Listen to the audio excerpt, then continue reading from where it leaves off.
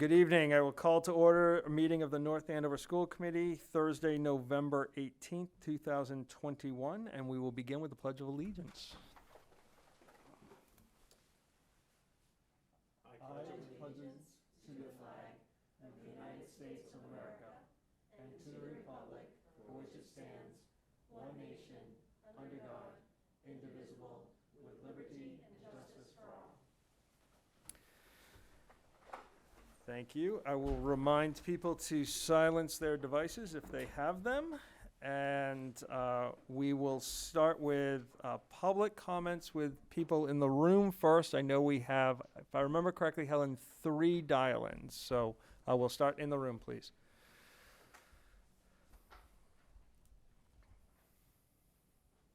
That one. Yep. Either one is fine.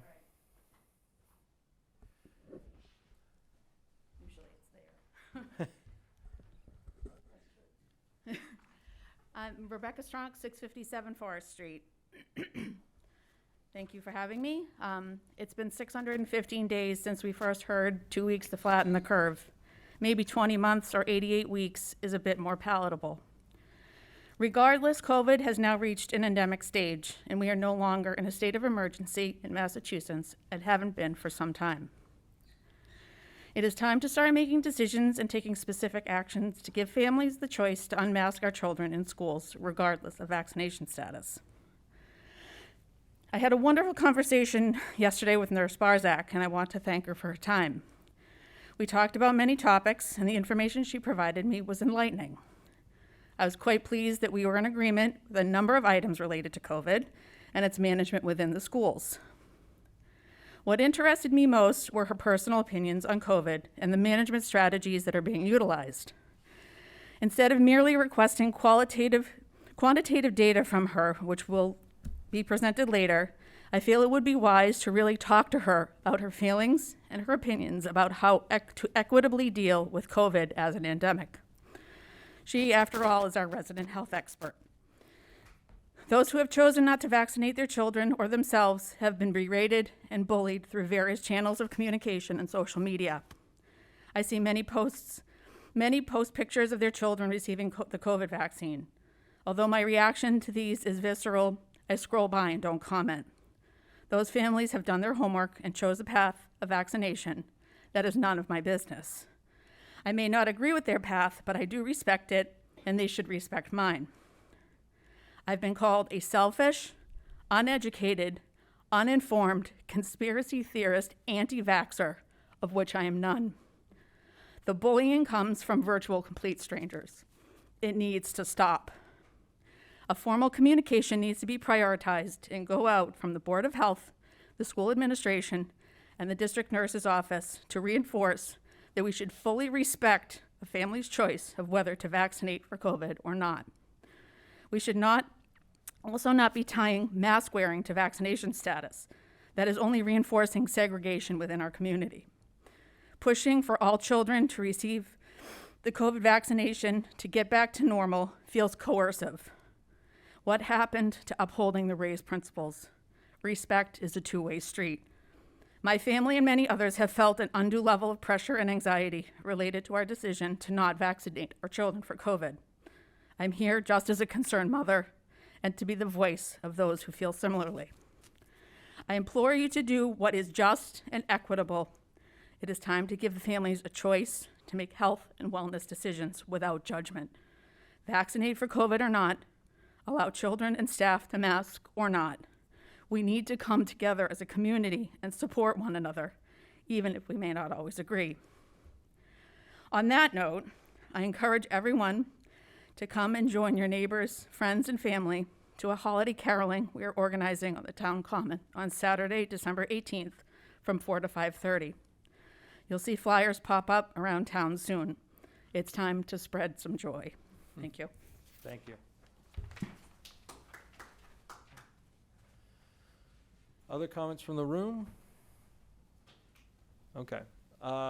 So Ms. Picard, if you would be so kind as to dial us up.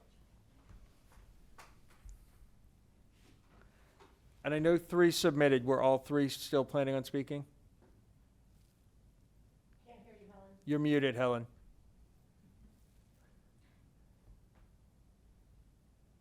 You're still muted. Oh, she may be speaking to somebody. Looks like Lindsay's running the meeting. I called everyone, but no one answered, so I left messages for the ones that had machines.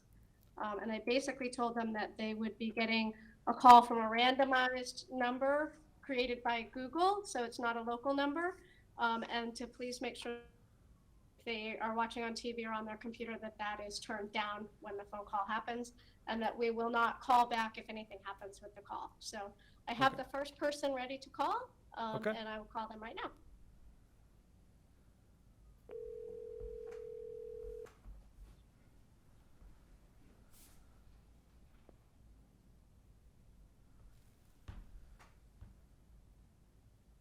Hello? Hello? Hi, is this Jean? Yes, it is. Jean, this is Helen Picard from the North Andover Public Schools, and you are in the meeting now for public comment. And we welcome you to start with your name and address, and then continue into your comment. Thank you very much. Hi, my name is Jean Irwin. I'm at 64 Colgate Drive, and I'm the mom of 2 sophomore students at NAES. Thank you for taking the opportunity to allow me the opportunity to express my concerns regarding the communication issues that affect our children/students and families. As you know, last Wednesday on November 10th, the high school experienced a soft lockdown due to a perceived threat that was fairly quickly dispelled as a non-credible threat and dealt with by the NAPD and administration. I can truly appreciate the steps taken and the processes they went through to ensure our children's safety. However, I do feel this experience brought to light a gap or a loophole in the processes and procedures that, if added to current protocols, would have helped calm the anxieties of the students and the families. Here is the timeline as I have it time-stamped on my phone.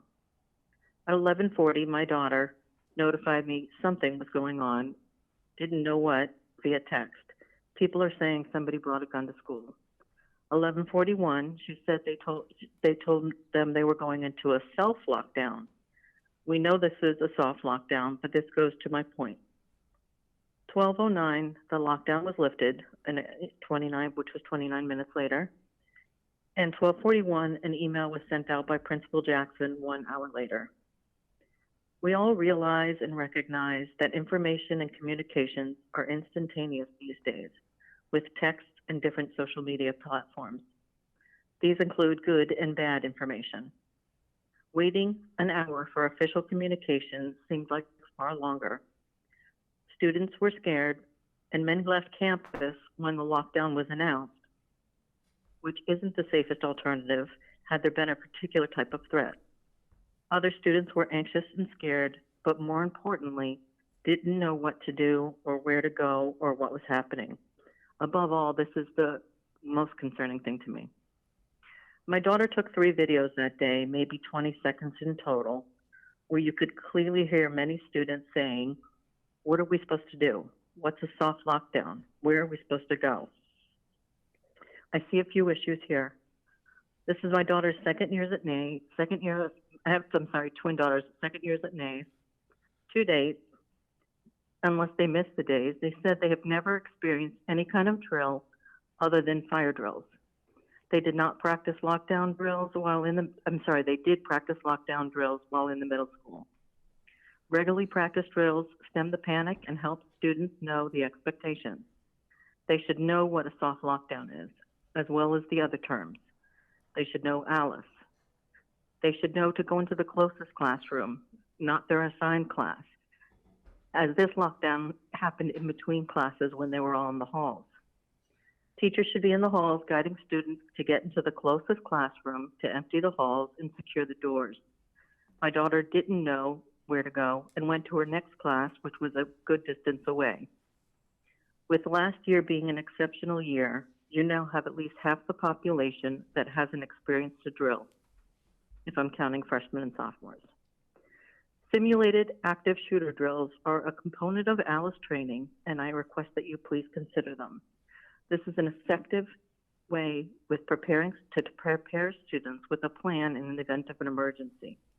This would be a coordinated effort between administration and NAPD. We hope our students never have to deal with this, but we've all learned hope is not a plan.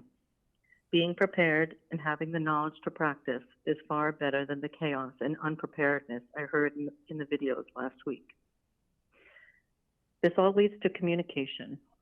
Communication in a timely manner is helpful and could head off a panic and anxiety with families.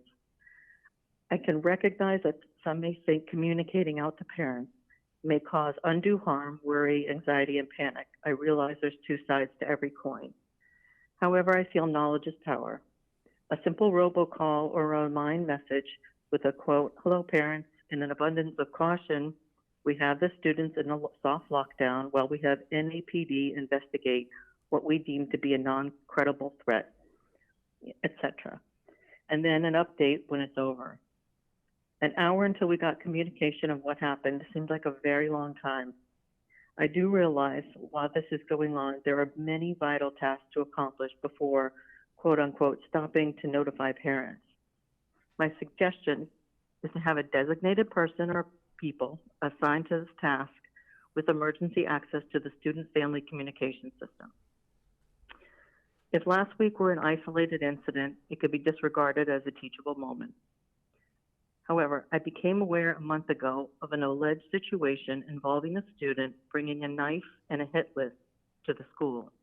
I do know the situation was handled, but the communication piece is what is missing. I recognize confidentiality is important. However, I do think in this case, an email or a call should have gone out to parents of a high school student, notifying them of what happened, not disclosing the student's name. If for no other reason than to spark the conversation about these types of incidents in the see something, say something dialogue. Furthermore, if their child was on the said hit list, they should be notified by administration. I know no notification went out to high school parents about the generalized situation. Did the parents of the hit list students get notified? With social emotional learning being such a focus of education currently, I would think this would be an optimal time to reconsider policies and procedures to help stem both anxieties in both students and families. Since returning from COVID, students are more anxious and acting out more than ever across the nation. Unchecked and unmonitored behaviors and conditions are just coming to light from troubled students. The addition of ridiculous TikTok challenges don't help. In conclusion, I strongly feel the level of communication to parents regarding essential issues should be reviewed.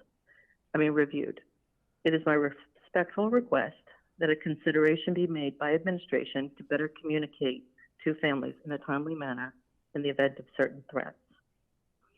I did research the North Andover policies. If you'd like, I can provide, the written things and also the school committee policy about the safety. Or the videos could be made available to view if needed. Thank you for your time.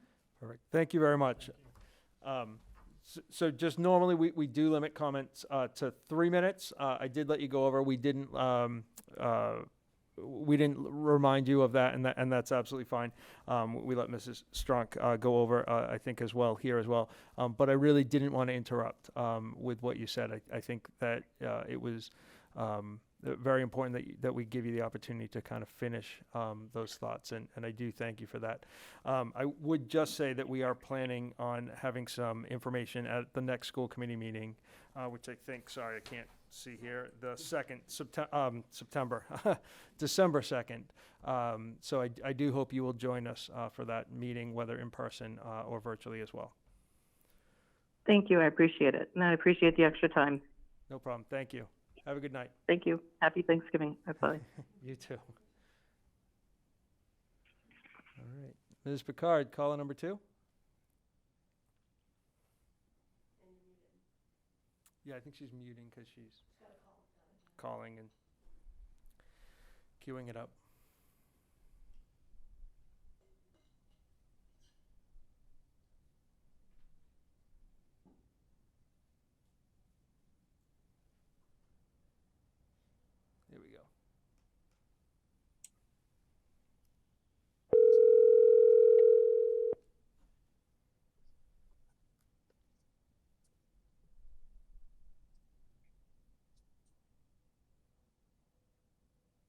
Hello? Hi, it's Jennifer. Hi, Jennifer. This is Helen Picard of the North Andover School Committee. You are in the meeting now for the public comment, and we'd ask you to start with your name and address, and then have 3 minutes for your public comment. Great. Hi, guys. This is Jennifer Goldman at 28 Jared Place in North Andover. I will keep under 3 minutes. So I've already communicated with you guys offline, but I'm going to say this in public message. As we all know, proactive communications increase trust, buy-in, and lower anxiety in students, staff, and parents. As a past member of the town's finance committee, I had requested that both the town and the schools hire a communications expert, and I requested this every year that I was a member. During that time, the town budgeted and hired someone for the town. However, the school did not hire someone, has not budgeted for a communications director, and it appears still needs the help with communications. So respectfully, I request that Dr. Mealy and our town's finance committee find a way to allocate budget money to hire a school communication director. Again, we know proactive communications increase trust and buy-in and lower anxiety, and this will be very important today, tomorrow, and for years to come. Thanks to all of you guys for your time and your consideration. Again, have a good night. Thank you, Jen. You're welcome.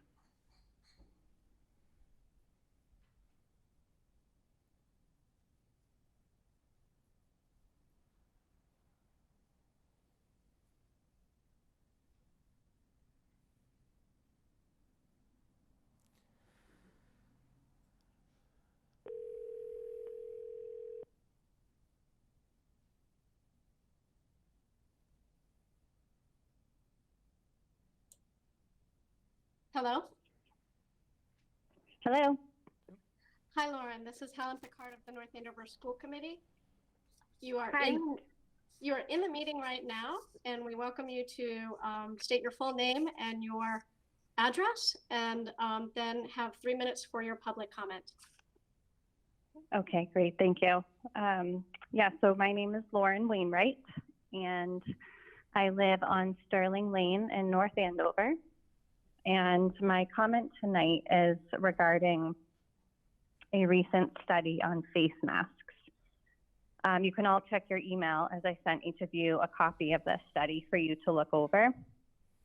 The study took a look at a group of students' face masks after they had worn them for a few hours at school. The masks were sent to a lab for analysis, and the resulting report found that the masks were contaminated with bacteria, parasites, and fungi, including 3 with dangerous pathogenic and pneumonia-causing bacteria.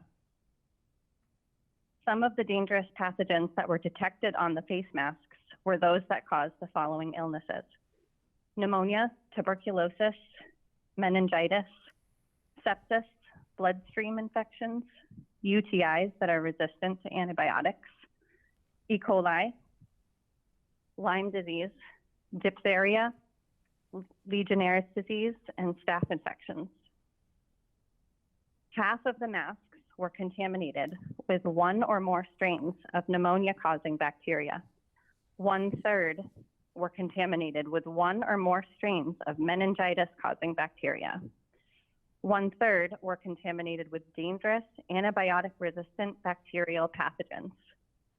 In addition, less dangerous pathogens were identified, including pathogens that can cause fever, ulcers, acne, yeast infections, strep throat, periodontal disease, Rocky Mountain spotted fever, and more. The face masks were studied had been worn, the face masks studied were either new or freshly laundered before wearing and had been worn for 5 to 8 hours, most during in-person schooling by children aged 6 through 11. One was worn by an adult. Okay. A t-shirt worn by one of the children at school, and unworn masks were used and tested as controls. No pathogens were found on the controls. Proteins found on the t-shirt, for example, are not pathogenic to humans and are commonly found in hair, skin, and soil. We need to know what we are putting on the faces of our children each and every day. Masks provide a warm, moist environment for bacteria to grow. These kids are being forced to wear them all day long, taking them on and off to eat and go outside, setting them on various surfaces, and wearing them into the bathroom. There are a variety of vaccines and treatments for COVID, and mask wearing should be a parent's choice. I am extremely uncomfortable with the idea that my children are being subjected to this dangerous bacteria being smothered over their nose and mouth all day long. Isn't the idea of the face mask supposed to be keeping them healthy? It isn't. It is doing the opposite, and we know this now. I also do not believe that this topic should have anything to do with the vaccine rate at the schools. Why are we being mandated to vaccinate our children with an experimental vaccine that has 0 long-term studies and that was only approved by emergency use authorization? How can you even get granted emergency use authorization for an experimental drug in an age group that isn't having an emergency? I'm going to So ask in you to closing, kindly just wrap it up, please. Yep, my last paragraph. In closing, I am not sure that you will be able to provide me with any answers tonight, but if you do, please do not make the forced mask wearing contingent upon the vaccine, as they are 2 separate issues, and neither of which should be forced, required, mandated, or whatever else you want to call it. It is tyrannical, unethical, and illegal, and this needs to stop. Thank you for your time. Okay, thank you. Thank you.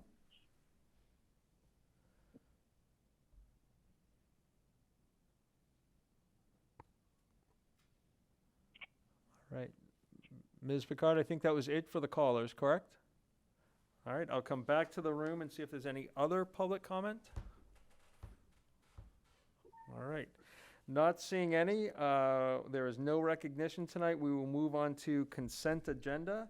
So we have the minutes from November 3rd, 2021. I would entertain a motion. I'll move that we accept the minutes as presented in the packet from November 3rd. Okay, that's Ms. Lynch, and seconded by Ms. Petrowski. Any discussion? Seeing none, hearing none, I will call for a roll call vote. Ms. Picard? Yes. Ms. Lynch? Yes. Ms. Petrowski? Yes. And Ms. Mably? Yes. And the chair votes yes, 5-0. Okay, moving on, November 8th, special meeting, joint with the Select Board. Is there a motion regarding this meeting? Mr. Chair, I make a motion to accept the minutes of November 8th, 2021 as presented in the packet. Motion made by Ms. Mably, is there a second? Second by Ms. Petrowski. Any discussion? Seeing none, hearing none, I will call for a roll call vote. Ms. Picard? Yes. Ms. Vitsky? Yes. Ms. Petrowski? Yes. Ms. Mably? Yes. And the chair votes yes, 5-0. All right. We are going to move on to the student report, and I saw them earlier. There they are, Lindsay and Ethan. Welcome back, guys. All right. Thank you for the welcome. We're going to quickly address what happened last Wednesday regarding the soft lockdown. We, as the Student Council e-board, met with Assistant Principal Mr. Young to get school safety things sorted out. So that is definitely in discussion, and we will learn more about that December 2nd on the same week that we go back. But just know that Alice drills were in place every twice a year for school, and they're looking into probably doubling that just because it might be needed for students to be more aware of that. Sorry, is there an echo? I think the echo's from us, sorry. It's okay, continue. Okay. Thank you, though. And also, credit reduction info is available on the student handbook on the North Andover High School website. It is semesterly and not quarterly, unlike people thought it would be. So just please make sure to look at that. The NAM's Dance Challenge submissions are due today at 9 p.m. So if you are up for the challenge to help raise money for middle school programs, then please do it. Yeah, Miss Picard is doing it right now. It's a really fun dance, so I encourage everyone to do it in this room. Lindsay, I don't know where to look, but we did it earlier tonight. I honestly don't know where it's posted right now. And you I'm can actually just look it glad I don't know where it's posted right now. You could look it up, and I'm sure I looked into it earlier. There's an Eagle Tribune post about it where you could also find the link to it. Okay. And then we'd also like to congratulate the Powder Puff Senior Class champions who took a big W on Sunday, which is amazing. And then we also have Student Council's The Love is Free donation drive for non-perishables, canned foods, feminine hygiene products, and baby diapers that is going to Lazarus House and ending on the 22nd, which is Monday. So please bring in any if you can drop it off outside of guidance at the high school.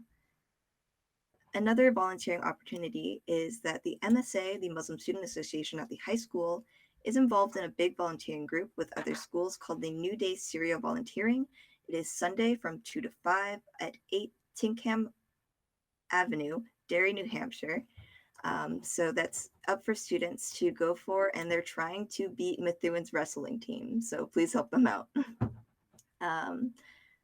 Another thing is that seniors should check their emails for senior updates. The most recent update is the cap and gown reservation, so it's extremely important to be attentive for updates. In addition, there is a robotics competition this Saturday at North Andover High School. There are still plenty of volunteer positions for people to help out with robotics, so please contact Mrs. Hurst if you would be interested. In addition, the North Andover High School Model United Nations has its first in-person conference in a long while tomorrow and on Saturday. It will be masked, and we wish them luck in this first conference. In addition, 8th grade night was held last night, November 17th, and thank you to all of our wonderful tour guides and student leaders who helped out with that and gave a great first impression to the 8th graders and their parents. And in addition, great job to the North Andover High School treble and Scarlet and Black choirs for performing in person for the first time in a while last night. Also, band had a concert last Tuesday. From what I heard, it went very well, and plenty of people showed up to watch. After a month of waiting after the election was postponed, all 10 candidates for the class of 2025 freshman class officer positions have received those class officer positions. Of course, as we have implemented a new system within each class for the class officers to share the same duties, we are interested to see how the class of 2025 class officers and their advisors handle this, and we look forward to what they do in fundraising and running their class. Finally, our North Andover High School football team is going to Fenway this coming Tuesday, November 23rd. We hope they do very well and do North Andover High School proud. And anyone who is interested in going and watching or maybe buying a t-shirt can pay $10 to reserve a spot on the fan bus. Please rush to the athletics office as soon as possible if you are interested. By tomorrow at 2:15 p.m. You can buy t-shirts and it is $20 general admission tickets for Fenway and $40 for seats and suites. We're so proud of the football team for their hard work so far and wish them luck this coming Tuesday. Thank you. That is all we have for tonight. Awesome. So I'm going to ask the committee if they have any questions for you guys. We'll start virtually. Ms. Picard? Yes, I heard that the band was going to be at at Fenway. Is that true? Yes. So that I is have true. not. Oh, sorry. I recently heard because one of my friends had to miss a meeting to practice. She was really excited about it to be able to get free tickets to Fenway and perform there. That's wonderful. Thank you very much. I'm really excited, and I'm interested in what the officers are going to be doing with those younger grades, and look forward to future updates. Thank you very much. Ms. Vitsky? No, thank you. No questions. Thanks for your updates. Ms. Wachowski? I don't have any questions either. Thank you. Great job as always. Ms. Mably? I just would be curious to hear in the future about what the shift is to now having 10 class officers all sharing duties. This sounds fascinating, so love to hear about it in the future. Awesome. I don't have any questions other than hearing the class of 2025 just sounds so far away. But I would like to just invite you guys, if you don't mind and you're able to, we are having, Mr. Jackson is here as well, and we're going to be talking about some of the changes with the high school schedule. I know you guys did a survey probably 3 meetings or so ago. And so some answers to some of the things that you guys brought up, maybe then, or maybe presented tonight, and help kind of bring some closure to some of those. So you're welcome to stay. I certainly understand you have studies as well. So, but you're welcome to hang out.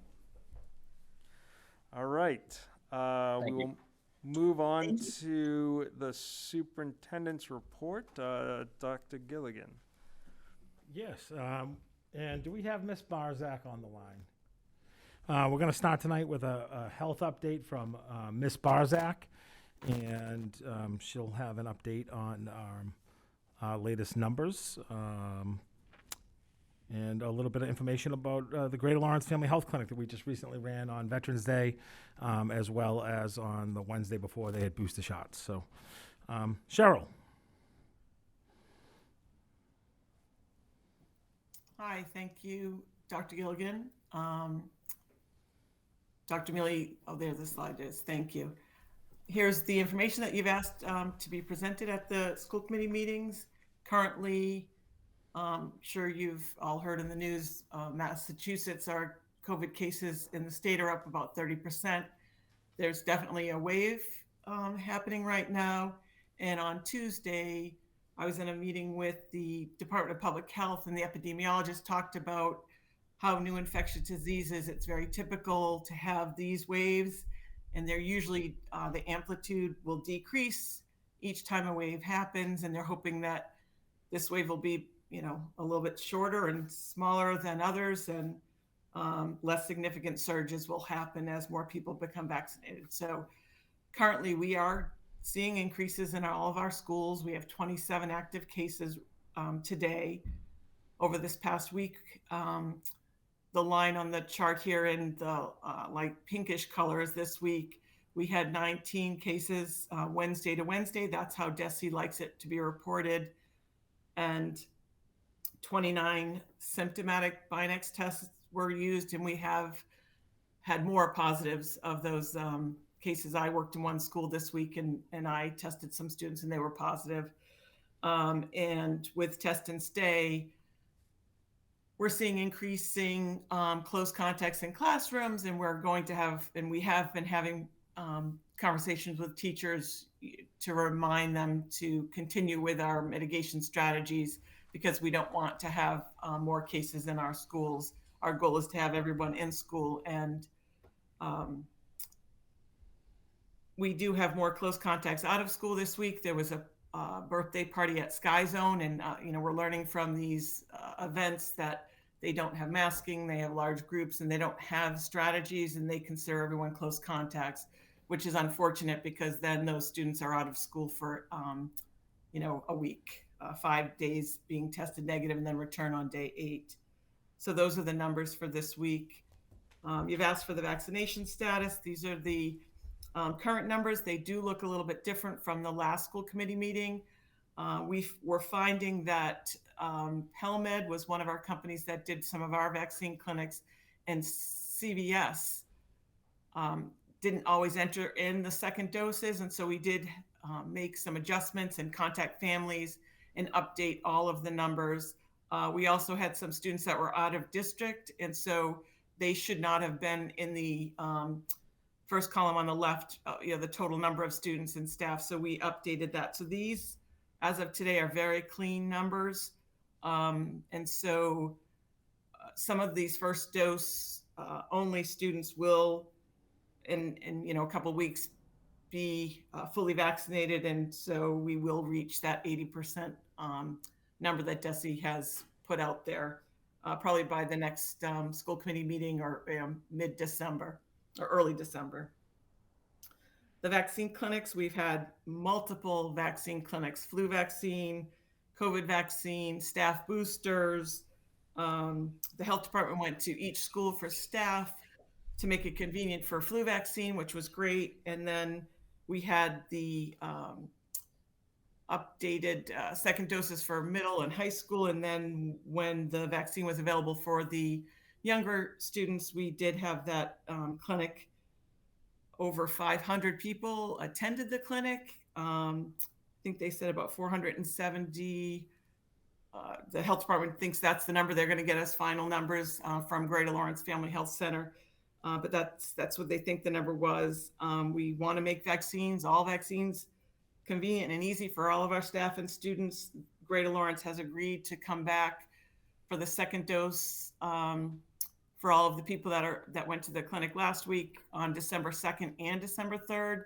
And they will also open it up for anyone that wants any vaccine, a first dose, a second, a booster, and then we will arrange for a clinic 21 days after that or after. And that's what I have for that. All right, so see if the committee has any questions for you. Thank you, though. Ms. Picard? Yes, thank you very much. I appreciate that you highlighted that line, so it was easy to follow on the chart what we were looking at.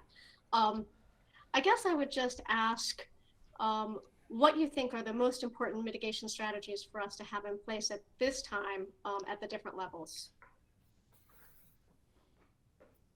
So vaccines always number one. Masking, hand washing. I mean, I think it's all of them.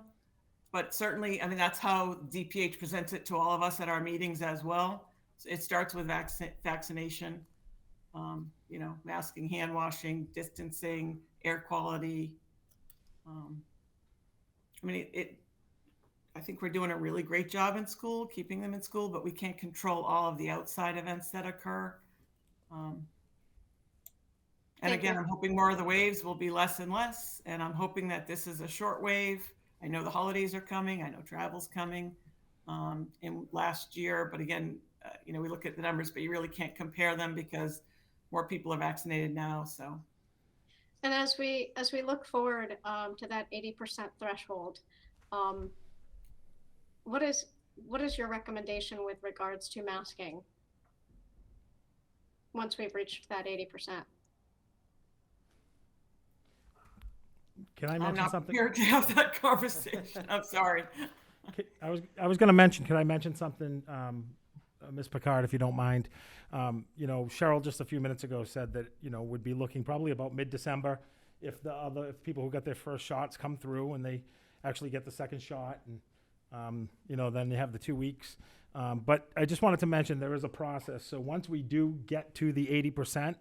Then we have to fill out an attestation form for the Department of Elementary and Secondary Education. And Cheryl, from what I saw, I think it's like maybe a 3-day turnaround or something around that line, along those lines. So just I wanted to make sure that people know that once you hit that, then you do an attestation to put it in, and that just means that you're eligible. They have to approve you've hit that mark, and then local folks make a decision. So there's a lot of places who have become eligible in the Commonwealth, and a few have. I know Hopkinton in particular is running a trial for a couple weeks, but they're the only ones. They're the only high school that hit 80. And there might be one other middle school that actually hit 80 somewhere. And there's about 13 or 14, maybe even up to 20 that are at 80, but they're all still in masks. They haven't voted locally yet. Thank you. Ms. Vici? Couple questions. Did you say the clinics are both December 2nd and 3rd? Yeah, so from what I understand, when they had the clinic last Thursday, Greater Lawrence Family Health Center mistakenly told some people the 2nd and some people the 3rd, and so they're just going to honor that and allow people to go on either day that they sign them up for. Great. And then the line that says 6 students, is that 6 of the 29 who got their first dose, or is it 6 in additional to the 29? That's 6 of the 29. Okay, that's what I thought. Thank you. Yeah. Okay. Ms. Petrossi? I don't have any questions right now. Thank you. Ms. Mably? I also don't have any questions. Thank you. So this is great. Thank you very much, Cheryl. Certainly always appreciate it. It does look like, we're closing in on that 80%, 81.6, coming up close. And I know we're going to be talking about the mask as we move forward. In the future, I think it would be very helpful, especially now that the doses are approved 12 and under, to start to track some of that for some of our other schools as well. I think it is a reminder to people that it's there and it's eligible. I know a lot of people were anxiously awaiting it, but I think they're curious to know the status within our schools. So as we presented the high school, I think we should start to look at maybe middle school and then all elementary collectively. Sure. So do you want me to have that for the next meeting? I think that might be helpful. So I have the middle school, the under 11, because it wasn't, it was just approved recently. Right. Our electronic health record doesn't pull that in yet from MIS. They're working on it, and we've requested it, as have many communities that use the Frontline Health Master. But as soon as I can get that, I'll be able to present it. Okay, awesome. It's just not available yet. Perfect. No worries. Thank you very much. We appreciate it. All right. Dr. Gilligan. Cheryl, thanks so much. Appreciate your time. As always, every meeting. Really on it as always. So 2 more things in the superintendent's report tonight. We have a high school schedule update, and tonight I'd like to welcome up Principal Chet Jackson, our newest new athletic director, I guess. Not so new, everyone seems to know him. Steve Nugent, who served in the capacity of Director of Guidance. Oh, Steve, I'm going to say 20 plus years. And our new interim Director of Guidance for this year, Miss Meg Pinkston. And Steve this year is not only the AD, but he serves as Meg's mentor. So we have a really good team here. So they're going to talk about the high school schedule update and go through some slides that are provided to you, which we will later link. And then after that, I'm going to ask if the athletic director could talk a little bit about Fenway Park, the football, marching band, cheerleaders, and fan buses. So. All right, thanks, Dr. Gilligan. Thank you all for the committee for having us tonight. Again, I'm joined by Megan and Steve, part of my administrative team here at the high school. They're both doing a great job, as we've so excited to welcome our students back this year in what's been a fast-paced first quarter of the year, to say the least. So, but we welcome the opportunity here tonight. We put together some dots here to start off. So we're going to go through a reminder from last year. I know we were here last year.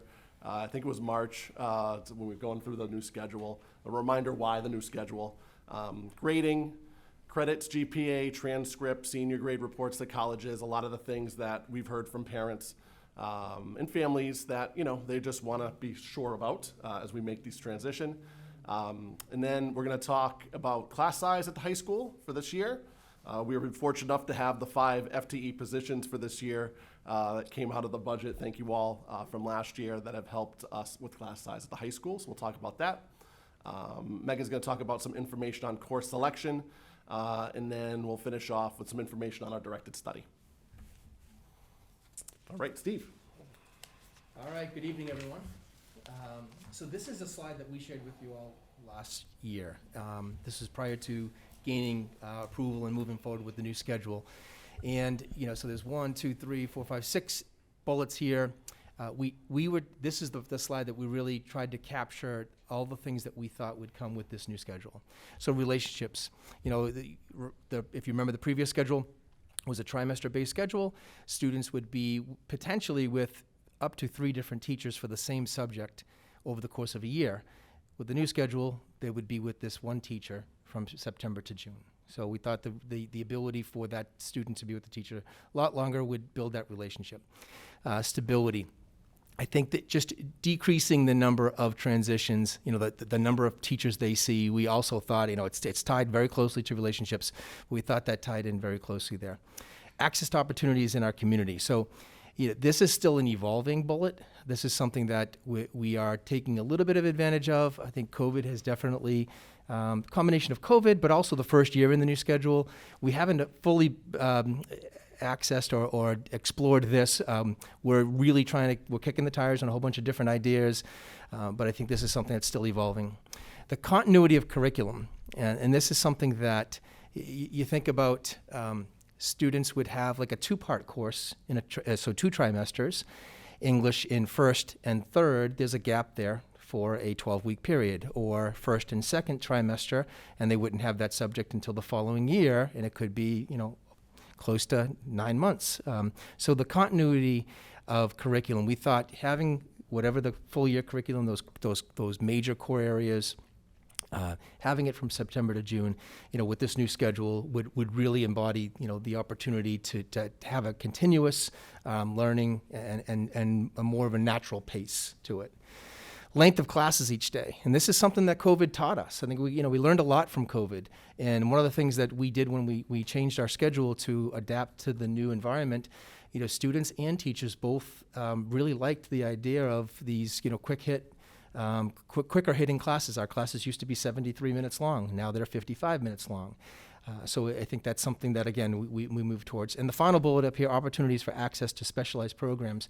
So this is, near and dear to all of us, but specifically, I think Ethan mentioned the robotics competition this Saturday, but the robotics program, our music students, our students who are at academic support or other things like that, we felt like, having the opportunity to access these things on a more regular basis. Students were having to make sacrifices with the trimester schedule. And listen, I don't want to dump on the trimester schedule because we did it for 12 years. It worked for a while, but it was time for a change. And I think these are 6 of the major areas where we felt like we would move in this direction. Yeah, one thing just to add on that too, especially with that last one, students in 9th and 10th grade, typically when they transition from the middle school, they have a lot of fixed components to their schedule when you come in. So going from 5 slots to 7 slots, do allow them to get opportunities for electives that they may not get till sophomore, maybe junior year. Things like independent reading, creative writing, stuff that students would eventually get in. We're seeing maybe some of our 9th or 10th graders get into now when they choose, I know Megan will talk about this a little bit more, choose a greater number of possible electives so we can get them in a couple as well. So I wanted to point that out. And also that 4th one on continuity of curriculum, we did over the summer bless our teachers coming off last year and all their hard work. They did sign up to do some curriculum work over the summer when looking at our pacing to kind of go from a 2 trimester course to a full year course in those 5 core academic areas. They did work really hard to get those standards kind of set. And as we've kind of gone through, they're tuning their pacing as we go now. So we're still in that quarter year transitioning to a new schedule, but I can't say enough about the hard work of our teachers and making this go smoothly for our students. With our new schedule, it was important for us to assess and reassess how we were grading students and what our grading periods would look like. So before, we had 3 grading periods throughout the year on the trimester. We have moved to 4 grading periods for this year. So there's 4 quarters, one ending November 5th, one ending January 28th, April 12th, and then the end of school. And so courses are now assessed quarterly. So for semesterized classes that will only run for half a year, quarter 1 plus quarter 2 divided by 2 is equal to that full grade for a semesterized course. And for a class that runs for a full year, your 4 quarters would be averaged to give you your full year. Each quarter, a student's grade would start over, so that quarter grade doesn't carry over from quarter to quarter. You start fresh each quarter. All right. The rationale behind this is that we wanted to provide an opportunity for students to grow into their courses. On the trimester schedule, it was a pretty high stakes grading system because every 12 weeks you were assessed, and that was put on a student's transcript. So there was no room for a student to grow. There was no ability for a bump in the road that sort of allowed a student to kind of work their way into a course. Now with 4 quarters, a student can have that time, with being assessed every 8 weeks. for a quarterly grade kind of can grow into that opportunity. There's an opportunity for sort of a progress check-in grade throughout the year, which we thought was really, really important to kind of give students an opportunity, whether they're in a semesterized course that would happen one time or a full year course that would happen 3 times, to kind of say, this is your progress, this is sort of your check-in for if things are going well, keep up the good work. And if things aren't looking the way you want them to look, this is what you need to do to kind of get back on track. So that shift was really important for us. So once we have these grades, it's all going to be about when do we award credits and update a student's GPA. Again, with our trimester schedule, that GPA was updated 3 times a year because each course was a standalone course. So when the course was completed, that GPA was updated. The same rules sort of apply with this grading system. So credits will be awarded when the class is completed. So for a semesterized class that would only run half a year, whether it's first or second semester, credits will be awarded and GPA for those classes will be updated at that time. For classes that run a full year, credits will be awarded at the end of the school year and GPA accordingly will be updated at that time. Okay.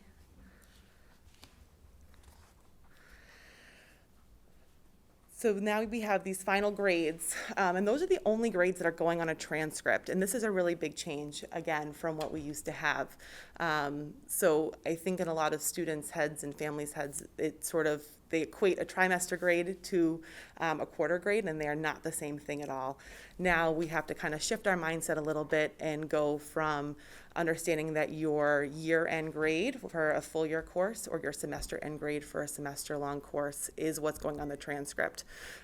So those quarterly grades are not going on the transcript at all. It's just that Y1 grade at the end of the year or at the end of the course for a semesterized course, along with the credits that you've earned in that course. So that's a little bit of a shift as well. For most of our semesterized courses, those are going to be 2.5 credits because they run for half the year. And for our full year courses, those will be 5 credits because they will run the full year.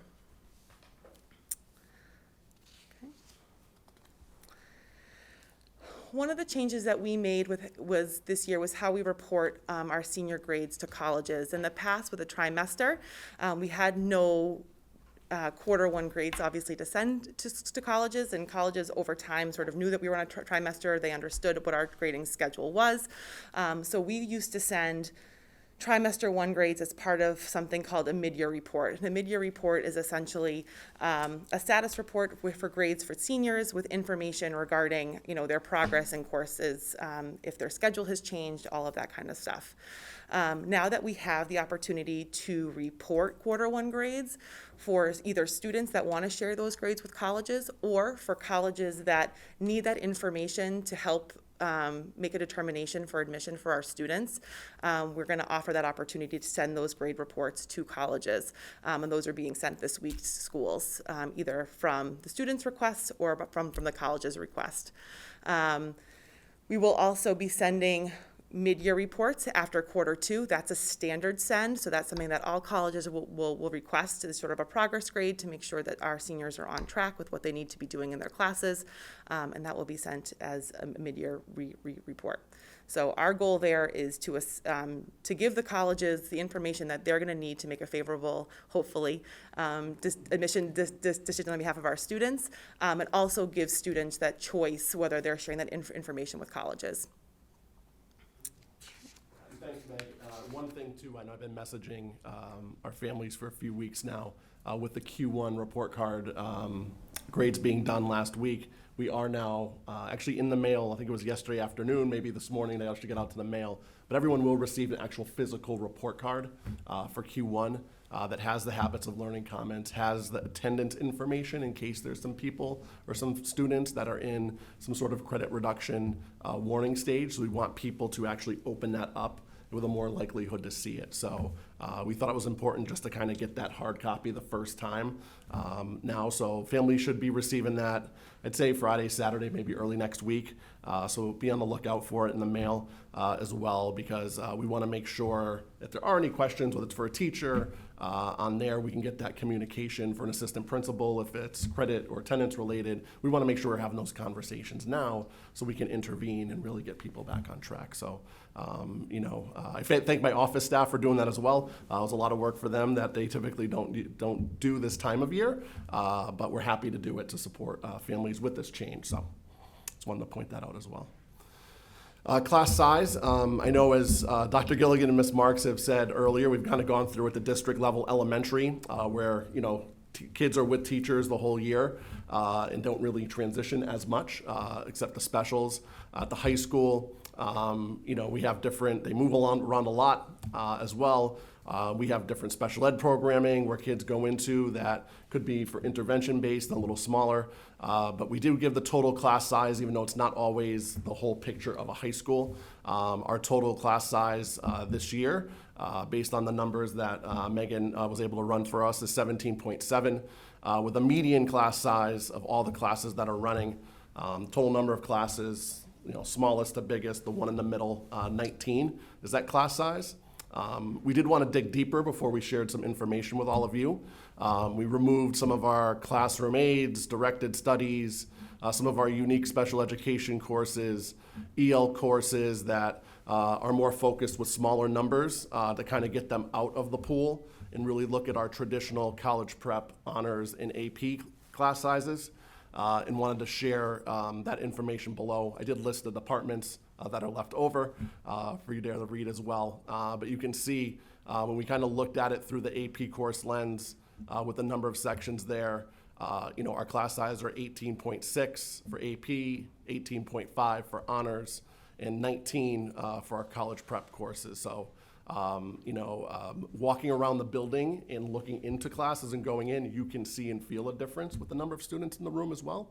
Obviously it's an average size even there. There are some a little bigger, there are some a little smaller as well. But I did think you pointed out we don't have a class larger than 20 to 27, Megan, I think. 27 in our core classes. In our core classes. That aren't like an interdisciplinary course that's designed that way. Correct, yeah. And I know, yeah.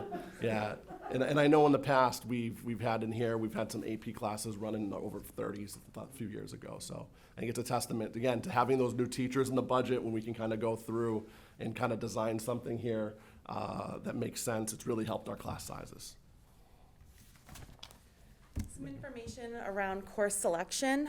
So this year there were no wait lists for courses. There's a comparison from 2019, 2020 where we did have wait lists in four courses. You can see the total requests, how many requests were able to be fulfilled, and then what the wait list for those classes looked like.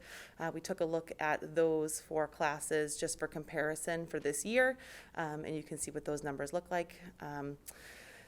So this year we were able to accommodate all requests based on seat availability. For incoming freshmen, all of the freshmen in the freshman class have at least one elective in their schedule that they selected. We ask freshmen to request more courses and actually fit into their schedule. So if we were to look just blanket at the, did freshmen get all the classes that they requested? The answer would be no, because it literally couldn't fit.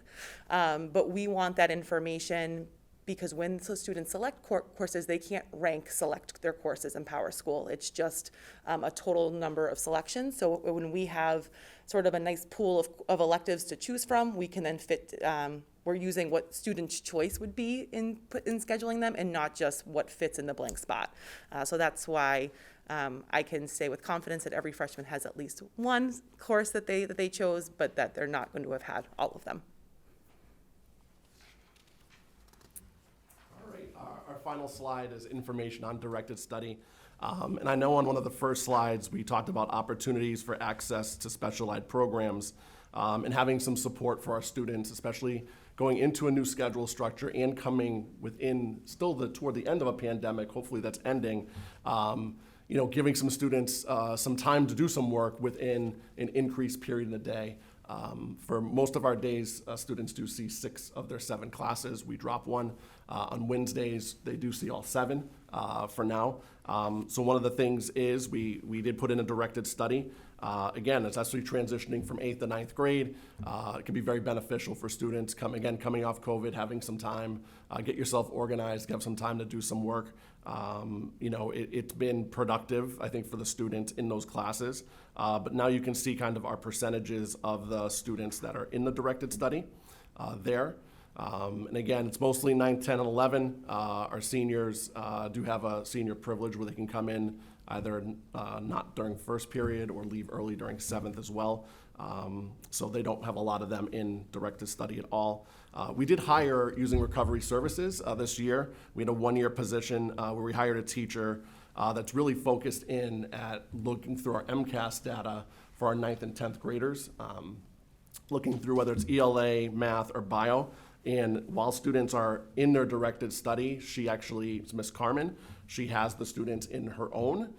So while the students have their scheduled directed study, she's doing focused intervention for MCAS, which we're hoping to see pay off and help support students as we go back and get back to those exams for bio, ELA, and math. So it's one of the perks of having that recovery service money. So thank you for that as well.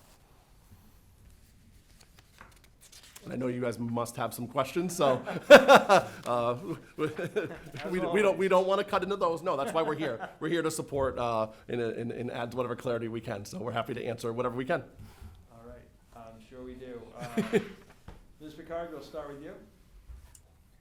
Wow, thank you. That was a lot of information. I'm not totally sure I understood everything that was happening on the last slide that you had up. But I don't have any particular questions. I just didn't quite follow everything that was happening there.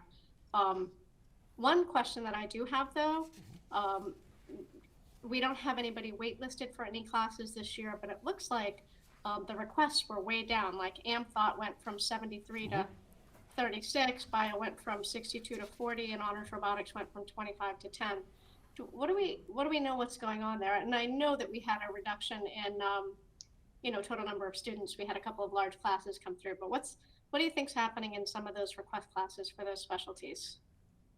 So it's speculation. I don't have no hard data in terms of what some of the contributing causes would be. My best guess is that when students are not in school, some of the buzz around those classes like American Thought, robotics, things like that, just decreases. They're not hearing about robotics going to Worlds. They're not hearing about the exhibitions in AmThought. So some of that student interest might shift a little bit. I think also too, with students having sort of a different experience last year in school, sometimes maybe their confidence around taking some of those higher level courses may shift, and they might make some different choices. Again, that is 1000% my speculation. I have no direct student data about that, but I wonder if those could be some of the contributing factors. Yeah, that makes a lot of sense, and I appreciate that. I wonder then, did you shift some faculty from, for example, from AmThought to other courses, and did that impact like our class sizes and the offerings that we had this year? Good question. So in terms of the classes specifically listed, there were no faculty shifts. Because if we're looking at the sections, that's still 2 sections of biology, which was the same that we could have offered last year. American Thought is an interdisciplinary course that's co-taught by a history teacher and an English teacher. So that's the same, and it's still a full class size worth. Global Thought, we could offer it at the same, as the same thing with Global Thought. And robotics, we're still offering it, just the number of students enrolled is lower. So in terms of those classes specifically, there was no faculty shifting. Thank you. Any other questions? I think that's it for now. I hope perhaps maybe we'll go back and look again at the directed study, because as I said, I didn't follow that slide. All right, for Ms. Vici? So Helen asked my exact question. So my follow-up to that was going to be, if the requests were 73 again this year for like AmThought, would we still be able to fulfill would there be a wait list? Most likely. Okay. For a couple different reasons. So part of how we determine what classes we're able to run is based on student interest in selection and also the faculty that we have to fulfill those choices. So if we're also, the other piece that I should mention with the wait list from 2019 and 2020 is that we were able to offer very similar courses to most of those students. So for Thought, it's an interdisciplinary course of AP English language as well as Honors American History. We were able to offer every single one of those students on the wait list AP American language on its own. So while it's not the same experience as an Thought course, the components, we could offer those two component courses. AP Biology, we weren't able to offer AP Biology, but we were able to offer every single one of those students an AP Science course, whether it was AP Chemistry or AP Environmental. So we take a look at trying to help students select courses that may be interest adjacent, for lack of a better term. So that's sometimes, so we're talking about primary requests on those first ones, but then there are secondary requests that sometimes we are able to fulfill student choice that way. And then, so, I guess as a follow-up to that, then this is not necessarily a result of the semester going to semesters, as just fewer students are opting to take those classes. I can't necessarily surmise. I don't know that I don't know if it's causation or if there's a correlation there or whatever. I don't know. Well, some of those courses were 3 trimester courses anyway, too, right? So it's Yep, actually, yeah, so Thought was actually 5 spots on a schedule, AP Biology was 4, Global Thought was 4, and Honors Robotics was 2 on the trimester schedule. Okay, I too would like to hear more about the directed study, so. Ms. Wachowski? So I was happy to see those class average numbers. They look pretty good, and I was just wondering what they were before, so we can see the difference. My question. Oh, sorry. Great minds think alike. Do we know? I would have to, we have it, I don't have it with me. Yeah. I bet you we could go back and get it though. Yeah, because I think that would be really great to show like how we've put these things in place and how it's changing and helping and improving to have that number. Good question, yeah, I'll make note. Yeah. And then so the quarter grades I think is awesome. Like you said, it gives students, more opportunities to be successful. Whereas, the trimester, like you said, they were kind of stuck. And how do you think, how well do you think they know that? How are we communicating this with them? Especially some of those higher risk students that might need that push and that opportunity to say, okay, so this quarter wasn't awesome. Let's pull this back together and look, you can still do this, right? Mm-hmm. So how is that all falling together? Together? Sorry. No, I understand, totally.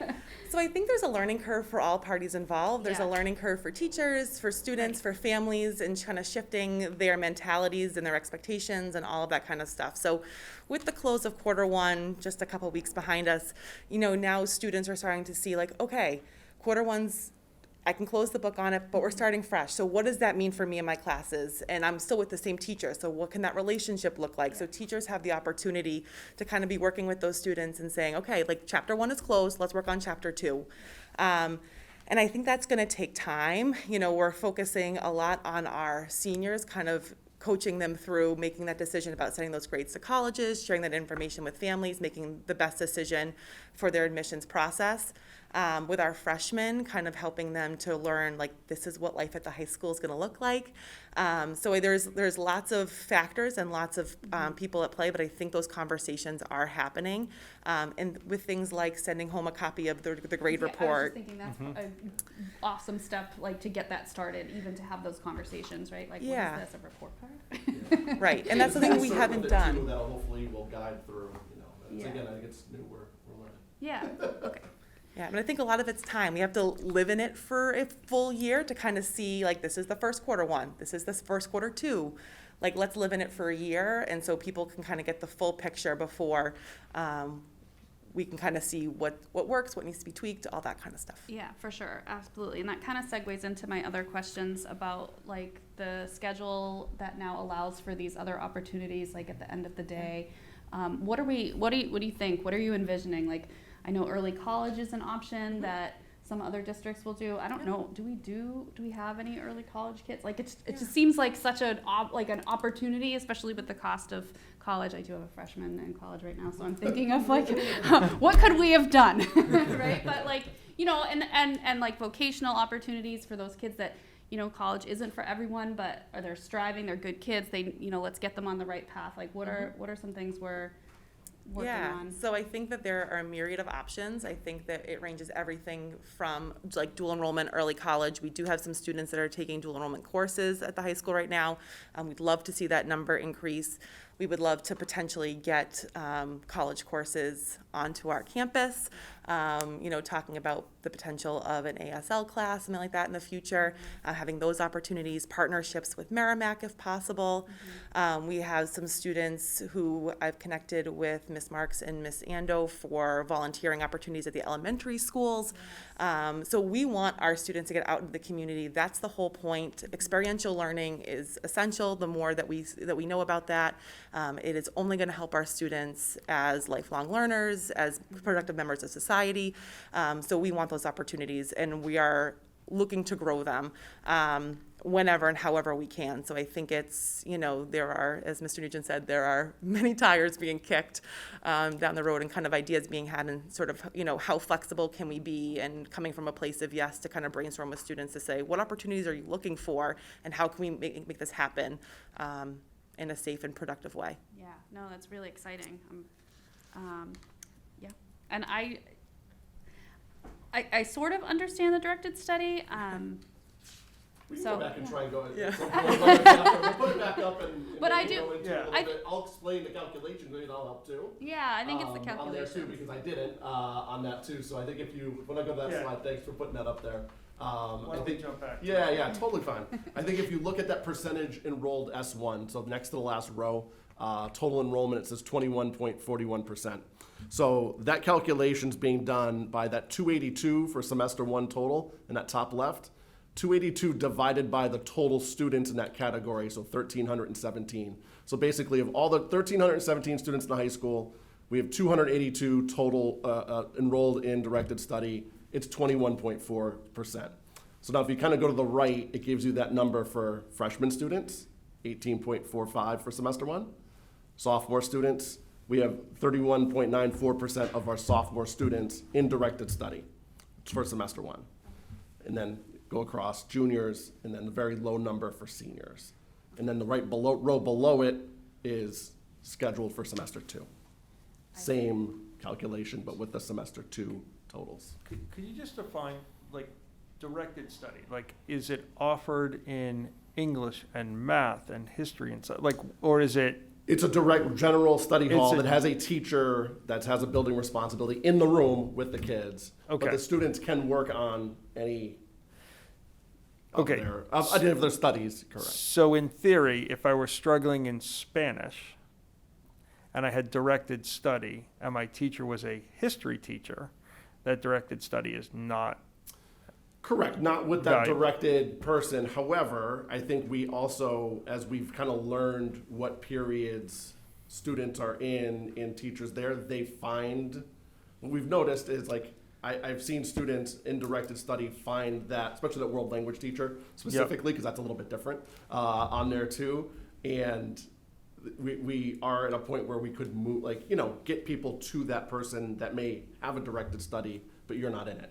So Yeah, Steve but- teaches directed Spanish, I teach math, but someone's wants Spanish in mine. I think as we kind of gather there, we can now kind of guide them over if there's a need for that day, you know what I Okay. mean? But it doesn't work out that perfect as far as where people's non-teaching blocks are. The one thing I'd add to that, was Yeah. a great job, Ted. But I think tried. I think that the hard part is that who's available to, as a teacher, to be the teacher in a room for directed study. It's all dependent upon the other 5 classes that they Sure. teach and when they're offered. So it's who's free, and then who do we want to assign that as a duty? And then they're in the room, and we keep it under 25. I think most of them are smaller, right? Yeah, they're like 15 or less. That's Yeah, so a small group of students, and it might only be 4 per period-ish, Yeah, there are some, it depends on enrollment per period, so it's like, there are some periods where there's only one offered, two, and then it goes up to, I think the 4 is the most we offer in any period, but we also try to do it, divide them underclassmen, upperclassmen, so 9th and 10th graders are sort of in a room together, or in rooms together, upper juniors and seniors. So there could also be some assistance from peers, if that's an option, working on similar classes, all that kind of stuff. Yep. So that might be something that evolves also over time, where maybe, you know, this is again our first, we haven't had directed study at North Andover High School in, I don't even know, it was definitely before the trimester. 14 years here. Yeah, so it's, call it 15 years. And so, you know, I don't even remember what we did back then. Yeah, I think you guys are on the right track in hiring that recovery services position. I'm really happy to hear that, and I think, you know, one of the things that, as you continue to go, you know, one thing I notice about the high schools when I go in there, how orderly and how, I mean, it's, you go to a lot of high schools, it's busy and it's humming when it's in between periods, don't get me wrong. But the duties with people in the halls and stationed and all over, you know, it's not like a lot of high schools I walk into, and I was just in a high school last week in another town, I won't mention the town, but there were a lot of kids out and about during class time, and I'm not sure, maybe it was their break. But you know, there may be even opportunity. So if you had your directed study with one teacher, but I think one of you said earlier, you know, if there was someone free that's a math teacher and you need math, you know, could you sign up, get a pass to go over there for the day, for that one class? And maybe that's where that coordinator comes in. I think it's a lot of great opportunities for the future. Yeah, I would just echo that. I mean, I think that that's a really big challenge. Logistically, in terms of kind of, you know, navigating those students and making sure that they're in classes, but especially coming out of the pandemic, right? I mean, if I need help in English or math to catch up, and I'm in a directed study, which is an amazing opportunity to capture that student, and I've, no disrespect, I've got a French teacher in there. That French teacher may not be able to help me with calc. And so, you know, giving them the opportunity to, I'm not saying check out of that, but maybe check into another math and get some form of help, or help, you know, with a peer. If there's a student tutor program that's there, that they can, you know, pair up with somebody, and maybe somebody who is kind of helped with that, I think helps us kind of grow. So. Yeah, no, I thank you. I think one of the things we're learning kind of going through here, the first quarter, 45 days in, is we're getting a lot of feedback, right? There's a lot of change.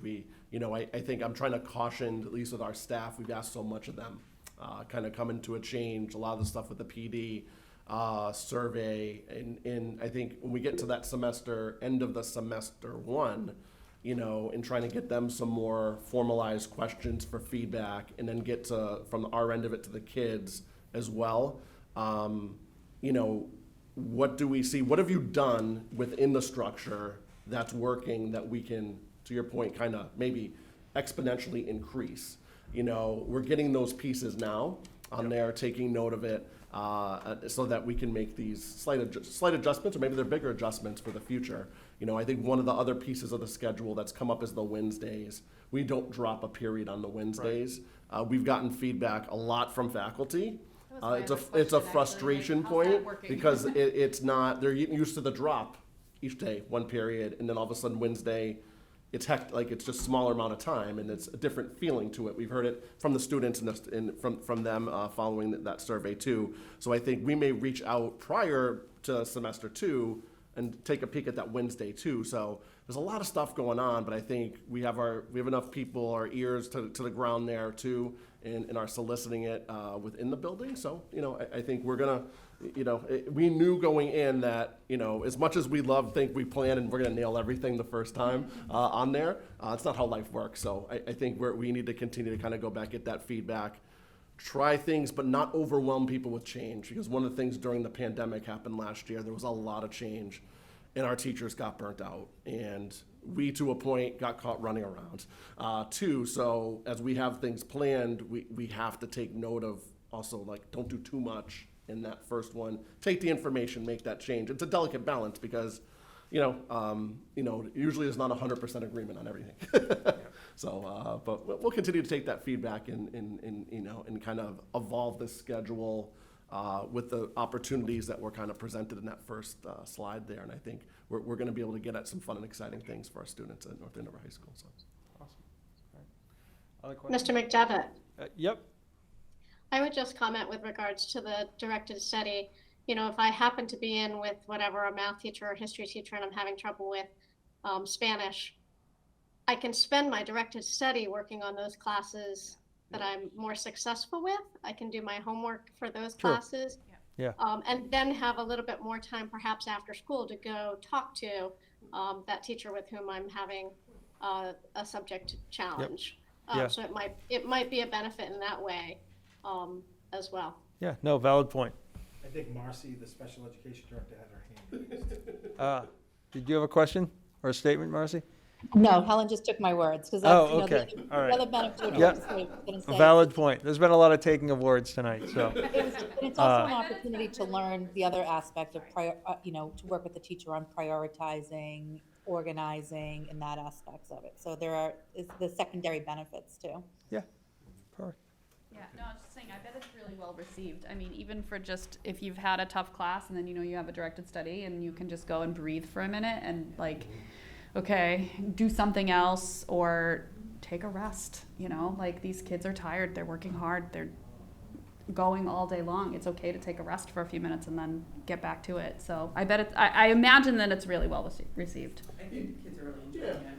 I have 2 teenagers at home who are thrilled that they had first semester study hall, so yes. Yeah, Yeah. well, that actually leads to, if I, Go for it. before we leave this Yep. slide, I know you're still gonna do your questions, but how do you get into directed study? Do you sign up for it, or that's kind of a leftover, like, how does that work? Yeah, so there are sections offered every period of every day. So it would be one of the classes that you can request. So for freshmen, that was one of the requests that we put in for all freshmen, so that if it fit, we could put that in there. For upperclassmen, it was sort of if they requested it, or if they, and as people got wind of it, they sort of started requesting it more and more, which is great. And for our seniors, you can see that a lot of our seniors didn't opt into directed study, most likely because they either have work study, where they're getting credit for working at the beginning of the day or at the end of the day, or senior privilege, because they've met all their graduation requirements. So they sort of have a little bit more flexibility in terms of the types of options they have. But students that have sort of that block during the day that they'd rather have their time spent doing that, they have that option too. So it's a matter of requesting that course. So I can imagine, even today, the junior year is such a hard year. I can imagine that's a super beneficial option to have a directed study. If I can just crack one joke as well. So back in the 80s, directed study was actually internal suspension, and study was what you had. So, because our study hall, you either went to the cafeteria or the library, unless you were in IS, because then you sat with the teacher. And they weren't helping you, they were making sure you didn't move. So. This is much better. And as a former high school teacher, I think one of the cool things about it is having this small class size, although it might not always be in your content area, to have an adult that might not be your teacher, that you can connect with in a different way. But, as a parent at home, I've been with kids of my own, and I get on their case about doing work. And it's kind of nice that you can have an adult that can, gently guide these folks around organization, around, putting things together and, getting started on some of these things. And it's got to be a relief, because I think, it's been a stressful few years for everybody. And, I think for kids, this might really have come at a real opportune time. And I'm excited to hear more about the hard stop at the end of the day, that, the periods without the waterfall. I think there's just so much opportunity there. And a lot of our kids, right, I know, they need volunteer hours too. And we've done a lot over the years with programming with our kids in our schools and other places, but I think the sky's the limit, and I applaud those efforts. And so. All right, Mrs. Mabley, other questions? Oh, no, I'm good, thank you. Thank you. Yeah. So Holly asked my other question, which was about, I didn't know if the influx of the new 5 teachers would have helped had you had, 73 kids, one American thought. And I don't know if, since you didn't have that problem, you deployed those people elsewhere, or if so you don't have to answer that, but I was wondering the same thing, like, would that have been taken care of this semester, or the influx of bodies that, or specialists that you had? And I just asked about directed study. I had another one, I can't remember what it was.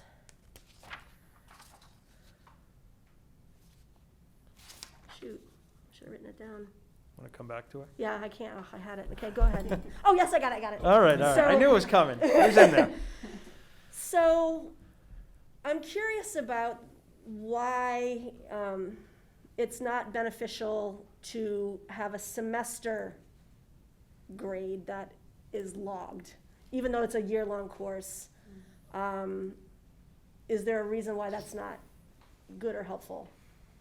To only have like it factor into your GPA or whatever in June, is there any reason why not to have it at that January, At the mid-year whatever? point? Yes. So for us, there are some core academic courses that are only running at a semester. So for us to make it equitable between the full year courses and the semesterized courses, we wanted that midway progress report check-in grade. So if you only are in a semesterized course and that mid-year check-in isn't happening, there's nothing that's kind of splitting that up, you are only getting your final grade for that course. But with the quarters, you're able to kind of get those check-ins along the way, whether you're in a full year course or a semester course. So for that piece, it was more about equity between the semester courses and the full year courses. No, the equity in terms of getting that progress feedback during the class. Okay. So you're saying, if I understand correctly, let's say you've got honors English is a year. Yep, But then someone's taking Shakespeare, which I'm guessing is a semester course. yep. And so, to make that equitable, I mean, I understand the quarter part, I'm not sure I understand the other part. Like why it doesn't factor in. Well, I think it's just one thing I'm trying to comprehend too. I think it still does count, like it's still half of your grade Right. that's gonna show up at the end of the year, so, like. It wouldn't change anything, I guess, if you added it earlier, added it later. Correct. It's still going, like, it's not going away. I think it's still It's the 50% same- of your grade at the Right. halfway point. It's just not gonna be fixed on a transcript. Right, At the end, it's gonna display, and that's not when we're awarding credit. We award credit at the end of the course. got it. So that okay, course got is it. not ending till the full end of the year. And it's not That's like how your it is, I don't know. GPA is gonna be, Right, so the pie is still the same, right? So the GPA, it's all a ratio. So a GPA, when you're talking about the credits for the course and then the quality points associated with whatever grade is being earned. So whether you're calling a full year course an A and it's a 4.0 and a 4.0, that still equals a 4.0, whether you record it once or twice. yeah, So for us, it kind of provides students an opportunity to live in these full year courses, which was one of our major components for moving to this full year schedule, was to give that consistency and the full year of time. To start chopping it up into smaller pieces brings us back to that trimester schedule and that higher stakes grading that we were trying to move away from. Because in terms of your GPA, it's going to be equated the same way. It just is how we're recording it publicly for external people to kind of be Right, seeing it. right. Because the most important thing is those quarter progress reports, like you're saying. Yeah, those are Okay. to help the students, and then for people that need it externally, whether it's colleges or employers or whatever, it's sort of just that end marker that we're hoping to share. Okay. And if for some reason somebody needed something in February, this is where you are today, I'm sure you could spit that out. if it was- Absolutely, yep. So that's something we've always been able to That's do. awesome. If we ever needed a live progress report grade for a college or whatever, Mm-hmm. we always verify with the student that we have their permission to send it, but we're always able to send those live grades Right. with the understanding that they are live. Right, right, right. Yeah, very good, thank you. Yeah, That of was course. the one I was trying to remember. Okay, all right. I do have a couple, I think a number of them were already asked. I remember when we voted on this back in the spring, one of the questions that I asked was, we're coming out of COVID. We're now going to be returning with our students to school. Does it make sense to have it switch this year, or was it better to kind of wait a year, right? And I remember very wisely, Mr. Nugent said, this is really kind of the right time to do it, right? Like why wait? This is the opportunity.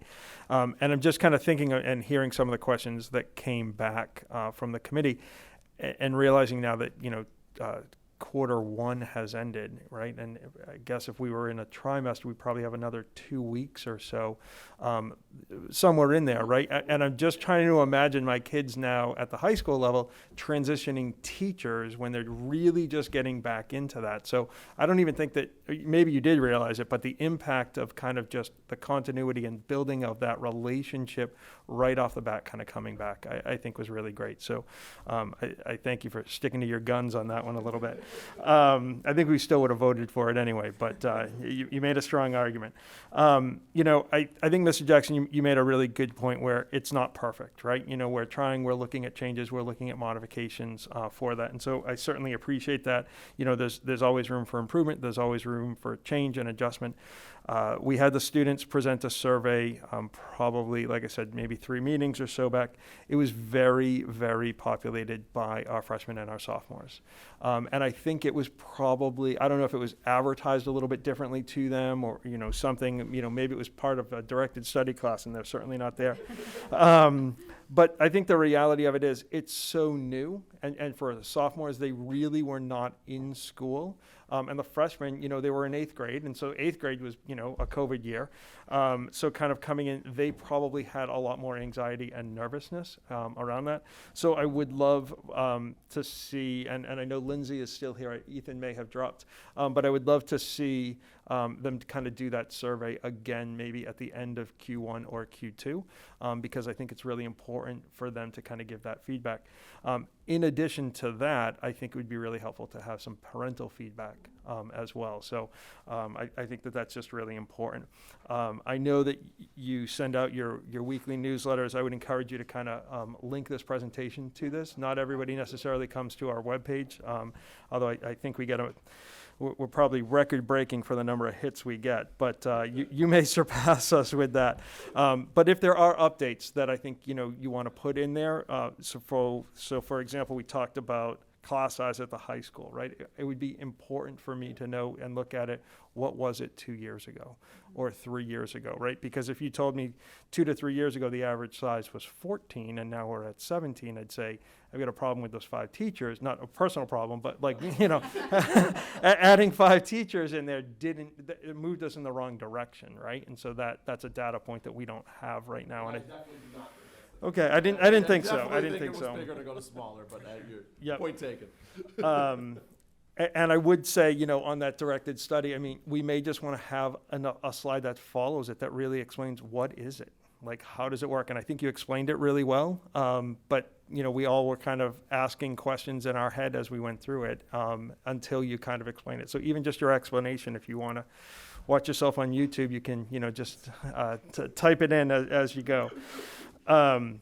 A little bit, I think, in general, just in terms of that dropped class and that opportunity, I know a lot of students aren't necessarily taking advantage of it. I think that that's a thing that's going to grow as people are more familiar with it. But I would really think, as we start to get ready to pick classes next year, if we have some students who've done that, there may be an opportunity to record them or have a Q&A, and it can be virtual, right? And we can record it as long as they allow it. To kind of say, this is the benefit. This is what I was able to do. They may not even know and understand what the capabilities of some of that is. And I know my senior is not taking advantage of it, but I think it's a pretty amazing opportunity. I think students may have realized when that quarter was ending. As a parent, I know I did not realize when that was ending until they went, oh yeah, it's Friday. So, I do think, continuously kind of reminding people, that the quarter is changing and, how far away we are from that in your letters, I think is important as well. Meg put up somewhere on one of the slides how grades are calculated, and I would just kind of caution you a little bit with that. What I saw was Q1 plus Q2 divided by 2 equals the grade. And I would hope and encourage that teachers are looking at that not as a mathematical, but as a growth factor, right? So, if a student is struggling, especially coming out of COVID, and, doesn't really get it in the beginning. That's the purpose of this relationship, right? That they're going for help, they're doing all of those things, and that they're growing with that. So I hope it's not a true math equation that drives that. One thing that I didn't hear and I haven't heard anything about, which I've always loved seeing the presentations, are we doing the Capstone Project? I meant to ask that too. I do not believe we are running Capstone this year.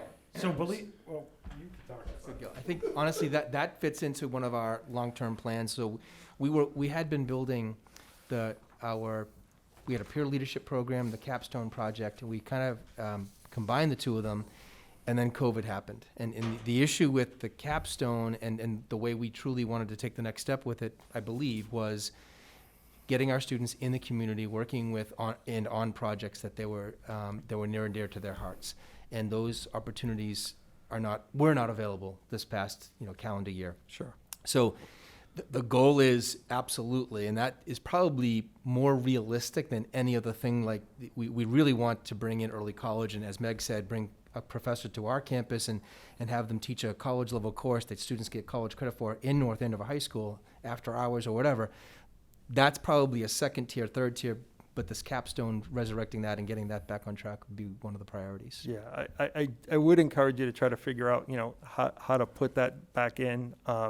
I don't remember, I think the first year we did it was probably about 4 years or so ago. We had just a handful of students. It seemed like it was growing and building momentum. And I can tell you, having sat in at presentations at the library, at the high school library, I mean, the work that these students did was absolutely spectacular. I mean, they did really great, and it was just so well received. I mean, people from the community came, and they were just truly impressed by the work that we do. And so I hope we don't lose that.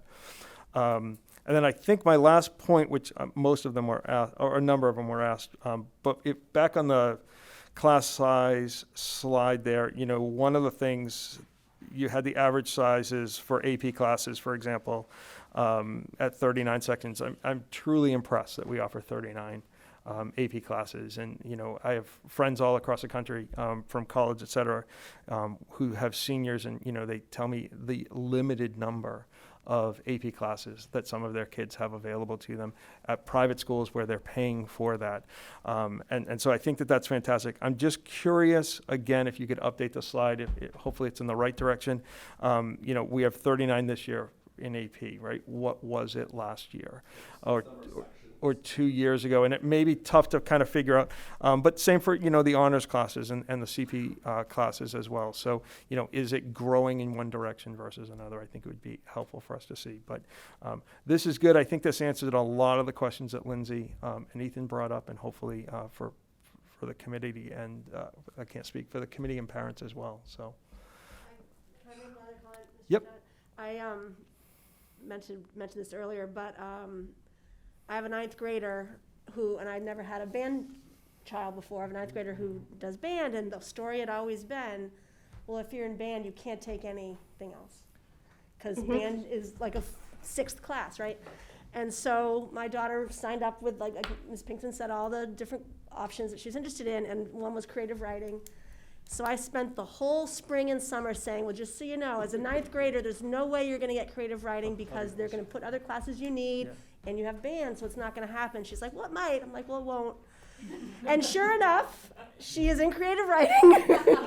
And it's thanks to the semester. It really is. And so I have a direct experience of this coming forward, and she's really enjoying it. And she's mixed with other grades, which I think actually as a ninth grader is really good.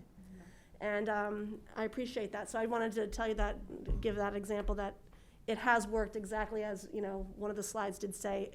The kids who take band or do robotics, whatever, there's room to do other things as well.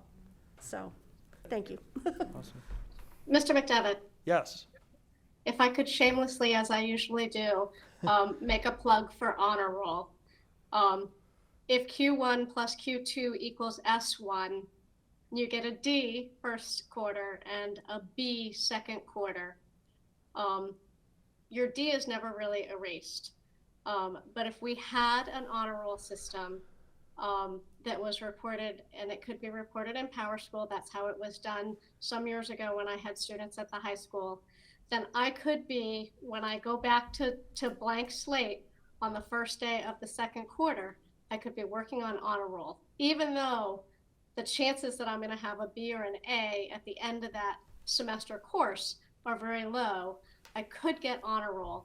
All my courses could be, you know, whatever it is, B or better, B plus or better, A. You know, if you're going to complicate it and have high honors and regular honors. I just, as a student myself, it was motivational, and as a student applying for college, I would encourage a student to put on how many quarters they were on honor roll. Not everybody's going to be getting into National Honor Society, and that achievement, that celebration of achievement, I feel is really important, and it gives that fresh start for all those kids that might have hit a bump in the road. Thank you. Awesome. All right, so any other questions or comments on semester presentation? All right, so before we jump over to the Fenway Park, Lindsay, I know you're still there. You're again welcome to stay. You're welcome to drop. Having done the survey, I don't mean to put you on the spot, but do you feel questions were answered? Do you feel anything that we may have missed? I think the majority of things have been answered, because I did have the same question of the credits being weighed in within AP classes because it's a full term class. I was worried about that, but I think someone asked that question. So I don't have any right now, but thank you for giving me the time to ask that. Okay, awesome. All right, thank you. Mind if I give Lindsay a quick plug too? Always. We had 7th and 8th grade parent night last night, and Kim Hurst, if she happens to be listening or speaks at it after, did a great job sharing a parent perspective for our 7th and 8th grade parents. But we also had Lindsay, Yazra Babsale, and Courtney Igbinoza come to speak from the student perspective. And they kind of shared their different activities, and they're leaders in the Black Student Union, the Muslim Student Association, and the Asian Pacific and Islanders Club. And they just did a great job kind of talking about their experiences and really showing kind of the growth you can have as a student here at North Andover High School. So we didn't have a large turnout, as I don't think a lot of the open houses may have had this year as there too, but she did a really, really nice job representing North Andover High School with her peers. So I want to share that while she's on the line. Awesome. Good job, Lindsay. Good Thanks, job. Lindsay. Give Thank a little you. lasso. That's right. There you go. All right. So we now over to you, Mr. Nugent. All right. So before I begin, I'm going to throw some comments to my right and left. So it's awesome working for this guy over here because he's allowed me to transition from one dream job to the next, and I thank him for that. But now, hopefully, the world sees who I've been standing in the way of. This the shining star to my left. Every time I hear her speak in our meetings, it's like, it's a sense of pride for me. There's buttons popping off my shirt here. So just awesome stuff. Now you can see how talented, and our whole department in guidance is amazing. And I'm just delighted to no end that Meg has stepped up and taken lead, and she is just fabulous. So great job, buddy. So, shameless plug. I apologize. I just got to follow into Ms. Picard's footsteps here. But but regarding Fenway, so we got this game, and listen, it's been an awesome fall. All of our teams have done amazing. I think our student body and our school community has done an amazing job supporting. This is an opportunity for us to showcase not just our football team, but our band and our cheerleaders and our school community. We were leading in ticket sales 3 days ago when I talked to the Fenway people. There is no prize for that, but it's just other than me knowing that we will send more people there than they will. So I want us to keep that up. But I think it's an opportunity for us to get into Fenway Park, probably less expensive than any other opportunity you'd have. So the football game is on Tuesday.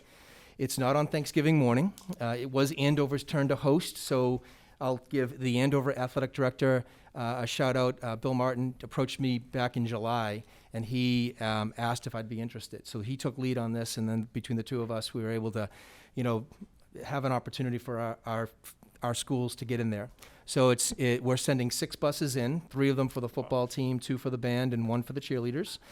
The fan bus has not been so successful quite yet. I think there are 6 students signed up. They do have until 2:30. If I'm sure they're all watching this and not watching the Patriots game.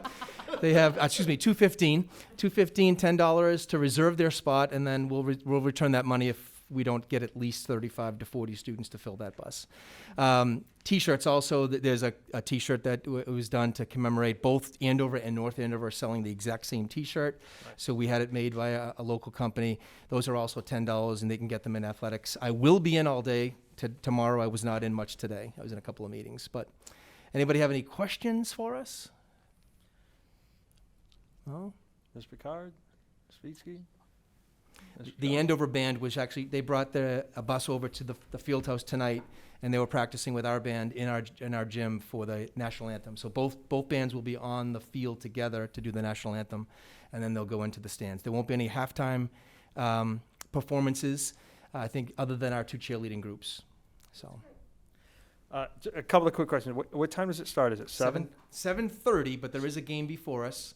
South Boston and East Boston are playing before us. So it could be between 7:30 and 8. Okay. And then, have we played there before? No, never. So this is the first time? Yes. Okay. And then do you know, I'm just trying to think logistically, are they playing like center to right field? Like, Great question. It is a good question.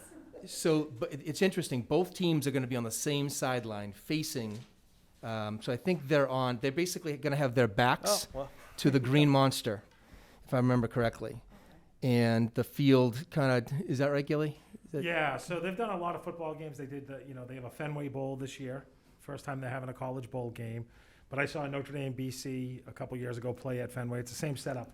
So when you're coming out of home plate, that's kind of one end zone along the third baseline, heading towards Pesky Pole or the right field is the other end. Right. Yeah, it's a unique setup. There's not a lot of extra room in the end zones, and both teams being on the same sideline is a little bit unique. But right. It's something that, again, it's only 4 games in there this year, and we're one of them. So it's pretty cool. That's pretty awesome. All right. Well, I hope we beat South Andover. Nice. Awesome. All right. Thank you, Anything guys. else? Is this something that can happen again? Sorry. Could it be Probably not in my lifetime. Maybe not in my lifetime. I don't know. I think that it's a limited type of thing, and they try to pull teams in from like Western Mass, Central Mass, things like that. So they're doing a city game right before us. So they try to rotate the suburbs a little bit. So we just happen to be up and take advantage of it. And the last thing I just mentioned is I'd like to thank you guys for a great presentation tonight. Great to have Miss Pinkston here. And then B, just Charlie Derrick, Commonwealth Motors, he's donated some scoreboards to us in the past at the baseball and the football field. He hosted a breakfast the other day down at Sal's where the Andover AD, the Andover Superintendent, myself, the principals. It was really cool to have, the Andover seniors from cheer, band, and football, and the same for North Andover. And he gave out scholarships as well. He awarded some senior scholarships. So really thanks to them. It's a nice event. So amazing family. They do so much, and you might hear about blips, but they do so much more than what's being reported. And to host the dinner for, I think we had almost 100 people, and to give out $6,000 in scholarships, just like that, it was just unbelievable. So again, thank you, Gil, for bringing that up. Thank you. Awesome. All right. Thank you. Thank you. All right. All right. So you might hit halftime. So. Or at least the end of the first quarter, right? All right. Tomorrow's Friday. Okay. That's right. Thank you. Have a good night. Have a good evening.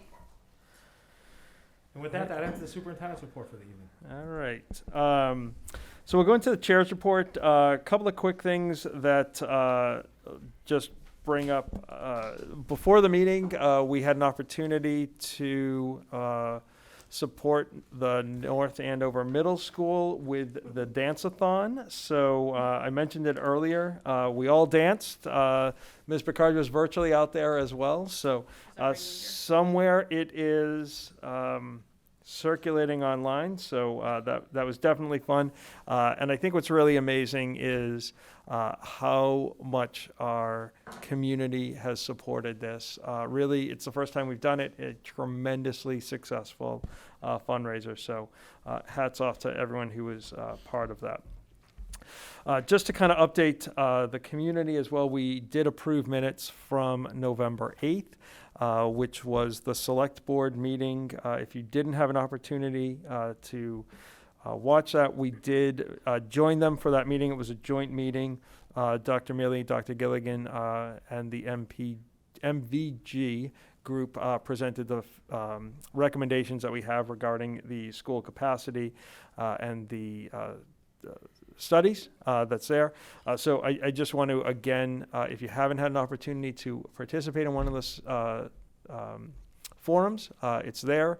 I know we'll talk a little bit more about them later as well, but can't thank the select board enough for having us and welcoming us into their meeting to help spread the word. And I think they asked really great, thoughtful questions. But I think the most important thing is how supportive they all seem to be. And I'm encouraged by that. And, you know, there's definitely a lot of work to be done as we continue to move forward. But having true partners is what I think is the North Andover way. And I thank them for that. All right. So jumping in, the first item is the DESE mask mandate. So we have in our packets, and I think available online as well, the policy on the vaccination rate threshold. You know, I don't think we're at this point hitting the 80%, but we will be hitting that. Thank you, Dr. Milley. We will be hitting that, it seems like, kind of after the Thanksgiving break, once those, I think 2 weeks after that second shot hits in there. So I just really want to open up some conversation with this. It's not new business, discussion on it, you know, so I think Cheryl has done a great job of updating us as we've kind of gone through with where we are and that 80%. So I will just kind of pause and see, you know, thoughts, questions, concerns, other data that we may need as we look to that 80%. Can we have, like, when we get to that 80%, what happens then? Like, and who do we involve? Because it's something we'd have to vote on, right? If we decide to vote on it, then there will be a motion. We typically will do a first reading and a second reading. So we will draft some language, kind of probably based upon some conversation that we have tonight. And then December 2nd, I think, is our next meeting, the 2nd. At that point, we would start to kind of fine tune some language. But I think any conversation or question or data that we need will be helpful in terms of drafting something. And by drafting language, you mean around a revision of any kind of masking policy that we have currently in place? Is that what you mean? Correct. Yep. Okay. Yeah. So we do have a masking policy right now. We would then have to, if we decided to move forward, we do have to kind of go through. It's I think the last 2 bullet points on page 2. How, if we are going to seek approval to lift the mask mandate, we have to submit a form verifying, and then I think it's a couple days' notice to kind of come back for that. So we would have to modify existing policies that we have, and then we would have to vote on whether or not, I guess we would have to vote on whether or not we're passing that 80% and willing and asking DESE to make that change. So, but we would, aside from any action we take as a board, a school committee, Dr. Gilligan and Ms. Barzak, or I don't know if Brian LaGrasse is involved, would fill out this attestation form and send it in prior even to our taking a vote. But you said that happens in 3 days. Yep. Is that right? Simply put, we have to sign an attestation form when we hit the 80% and send it into DESC. That doesn't mean it lifts our mask mandate. It doesn't mean it changes anything. It just means that they've reviewed it. They will agree that we've hit that percentage. and they'll send us a letter back, putting us in a category with, it might have grown, but I'm thinking it's around 20 different schools across the state that now would be eligible to change a local policy if they decide to do so.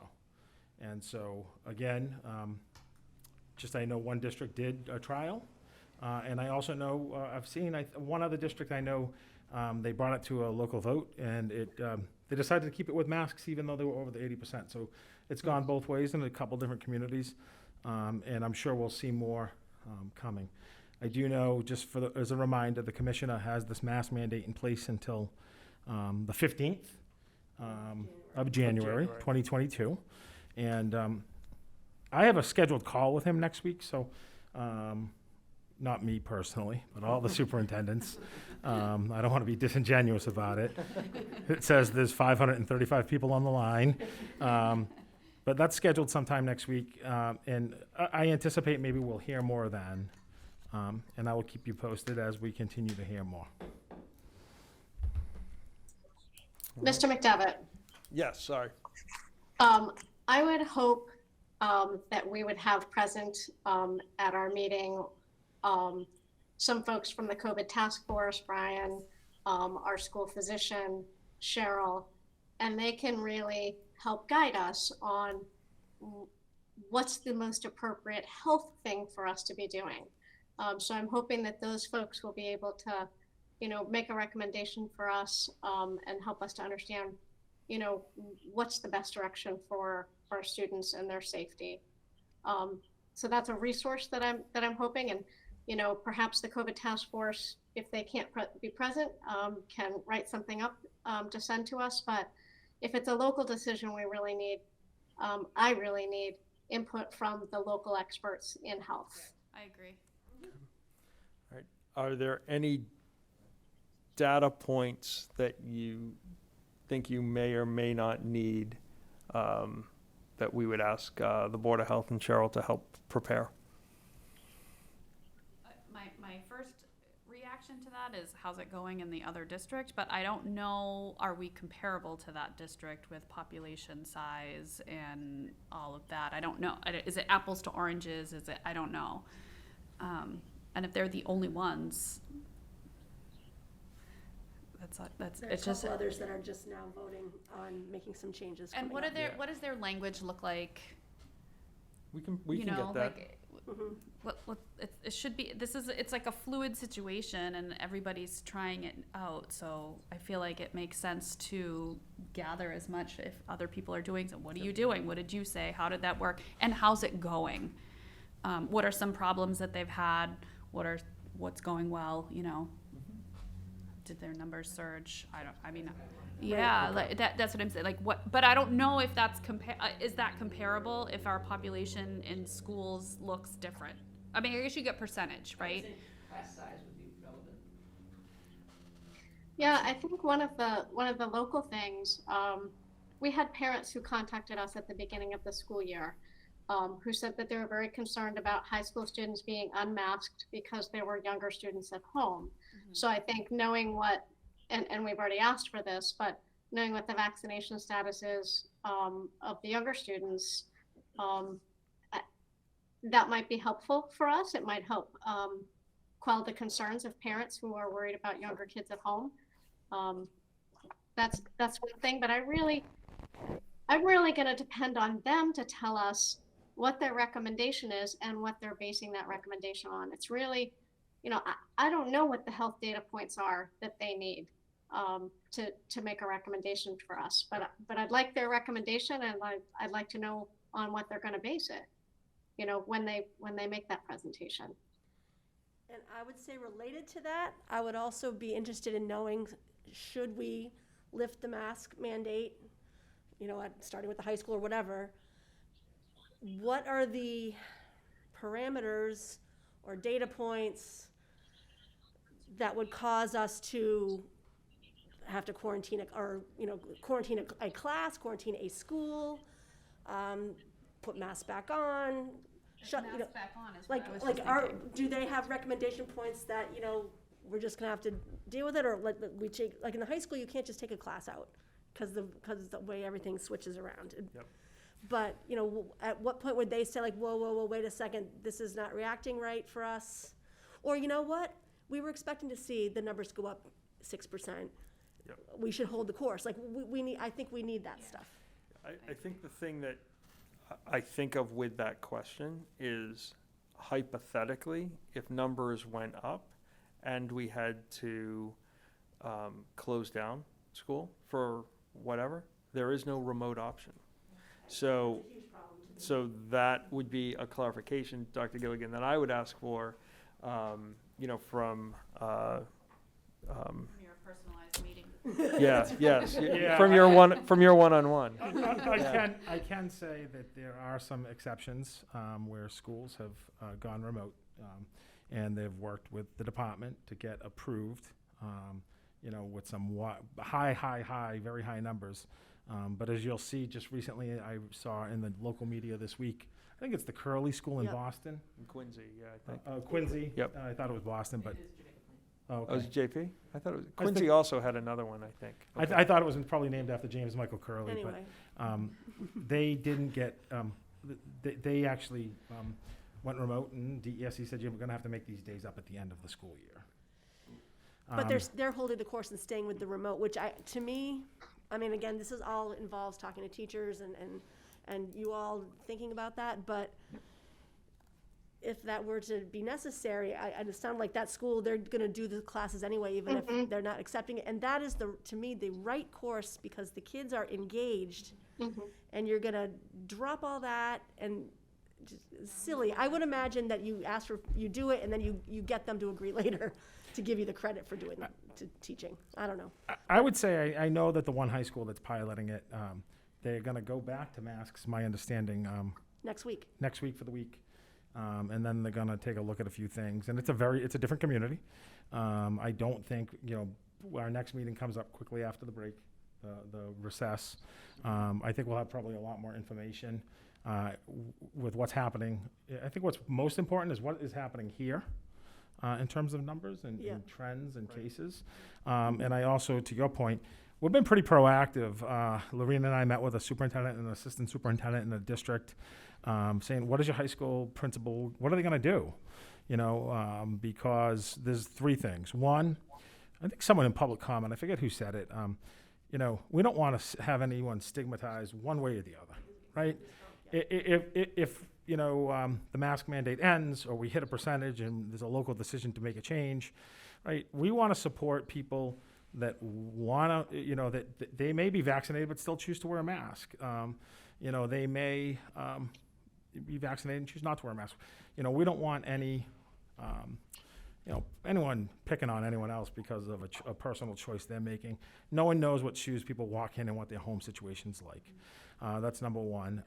And then number two, the hard part discussing this is, you know, how do you enforce it? So you have take a high school of 1,500 kids, or roughly, we're over 1,300, 1,350 or so, 1,367. And what you know, some of these initial thoughts are, you know, that there's not a lot of interest in putting something else on teachers to be the mask police. You know, so they certainly brainstormed 7 or 8 different ideas that it's really kind of people all working collaboratively together. And there's a little bit of an honor system here. There's this one particular the folks we talked with, they have one assistant principal, one principal, an athletic director. So, you know, so there's challenges about how they did it, but they came up with a few good ideas. Lorena and I took quite a few notes.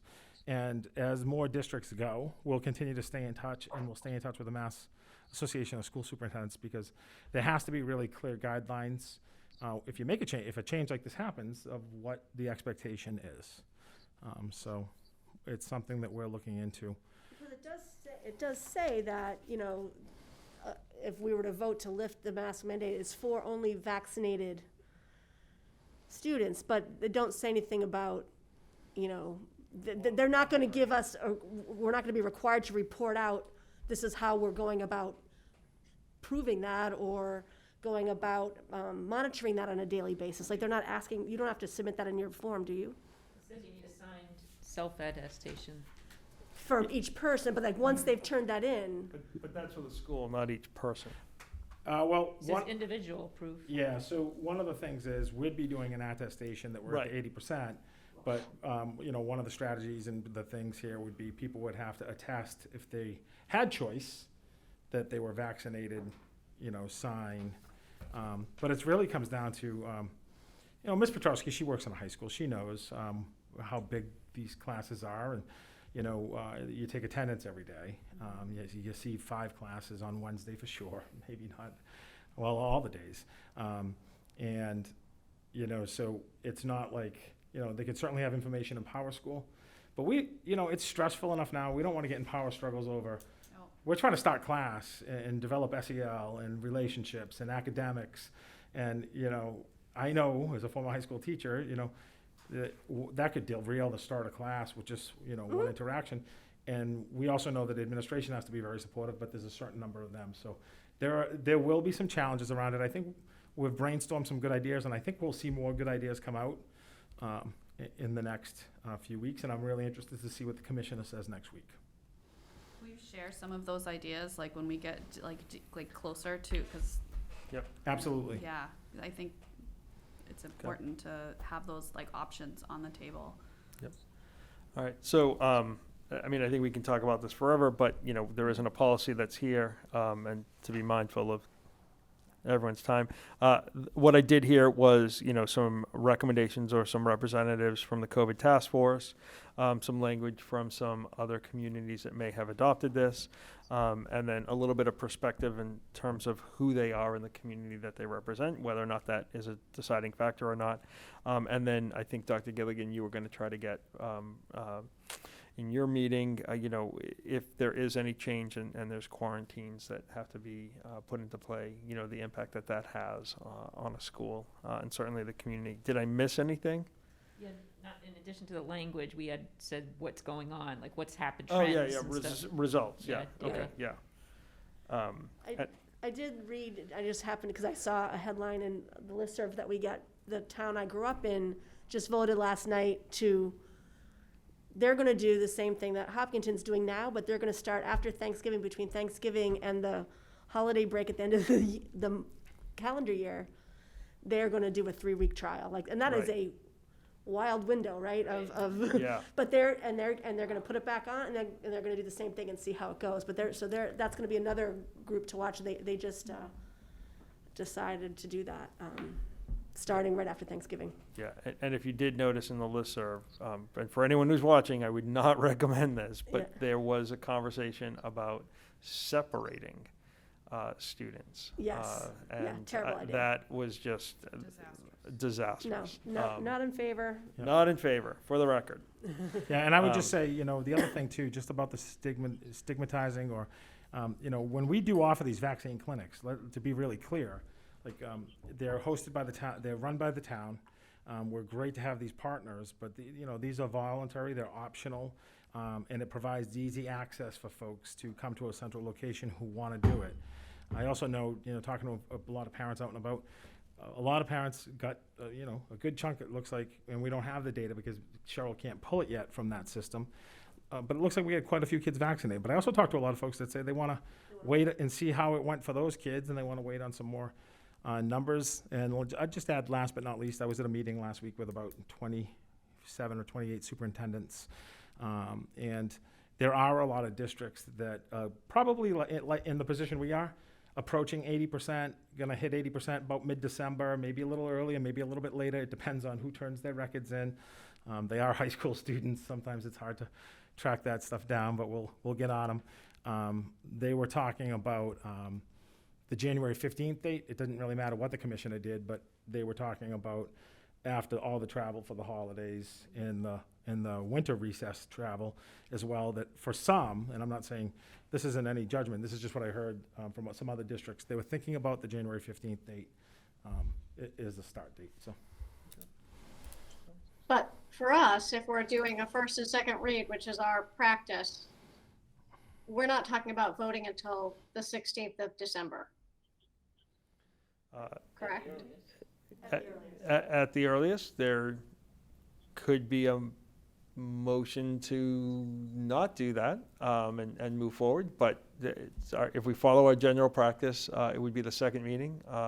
We could have an opportunity to vote, I guess, what'd you say, the 16th? December, that's our second. Yeah. That's our second So one. if we talk about it next time and look at some words, yeah. Yep. Okay. All right. Thank you. All right, good, thank you. Some good conversation. Next, we have school committee dates. So as you may know and may remember, except perhaps for Ms. Petrowski, we tend to set our calendar dates, somewhat seasonally, if you will. We try to go through the budget season, which kind of closes out the February, and then, we really kind of do remainder of the school year. So Dr. Mealy's presenting the draft of the proposed dates that are there. Thank you for enlarging that. A couple of notes at the bottom, which I don't think you can see based on the presentation, but there is Holy Thursday is the 14th. We have town elections on the 29th. Town meeting on the 17th of May, Memorial Day being the 30th, and then graduation on the 3rd of June, kind of slipping in there as well. So in the past, we have been able to kind of go pretty much through the end of the year. I don't know how much it matters or not. I did notice March 17th is St. Patrick's Day, whether or not that matters to folks or not. But I'd love to spend St. Patrick's Day with you guys. So I'll wear my green tie. Thoughts, questions, concerns, comments, conflicts? Mr. McDevitt, Yes. I shared with you an email. I have 3 conflicts. May 26th, I have a work obligation, which I actually shared last summer as well. April 14th is a day of religious practice for me. And May, what's the last one? May 12th, with any luck, I may have a college graduate that I need to be prepared to accompany. Who's to know? That's, plans and preparations, but those are 3 dates that are challenging for me. Okay. Well, And I recognize that not everybody can, accommodate my schedule. So, if we need to meet, 1 or 2 of those when I can't come, I understand that, but I want to let you know that those are my conflicts. Well, hopefully there's no course reduction on in the Picard house as well there. Well, let's not talk about it. All right. Other conflicts? I also would prefer not to have it on April 14th. Okay. For the same reason. Okay. All right. So, typically we do meet on Thursdays. There's no rule that we have to meet on Thursdays.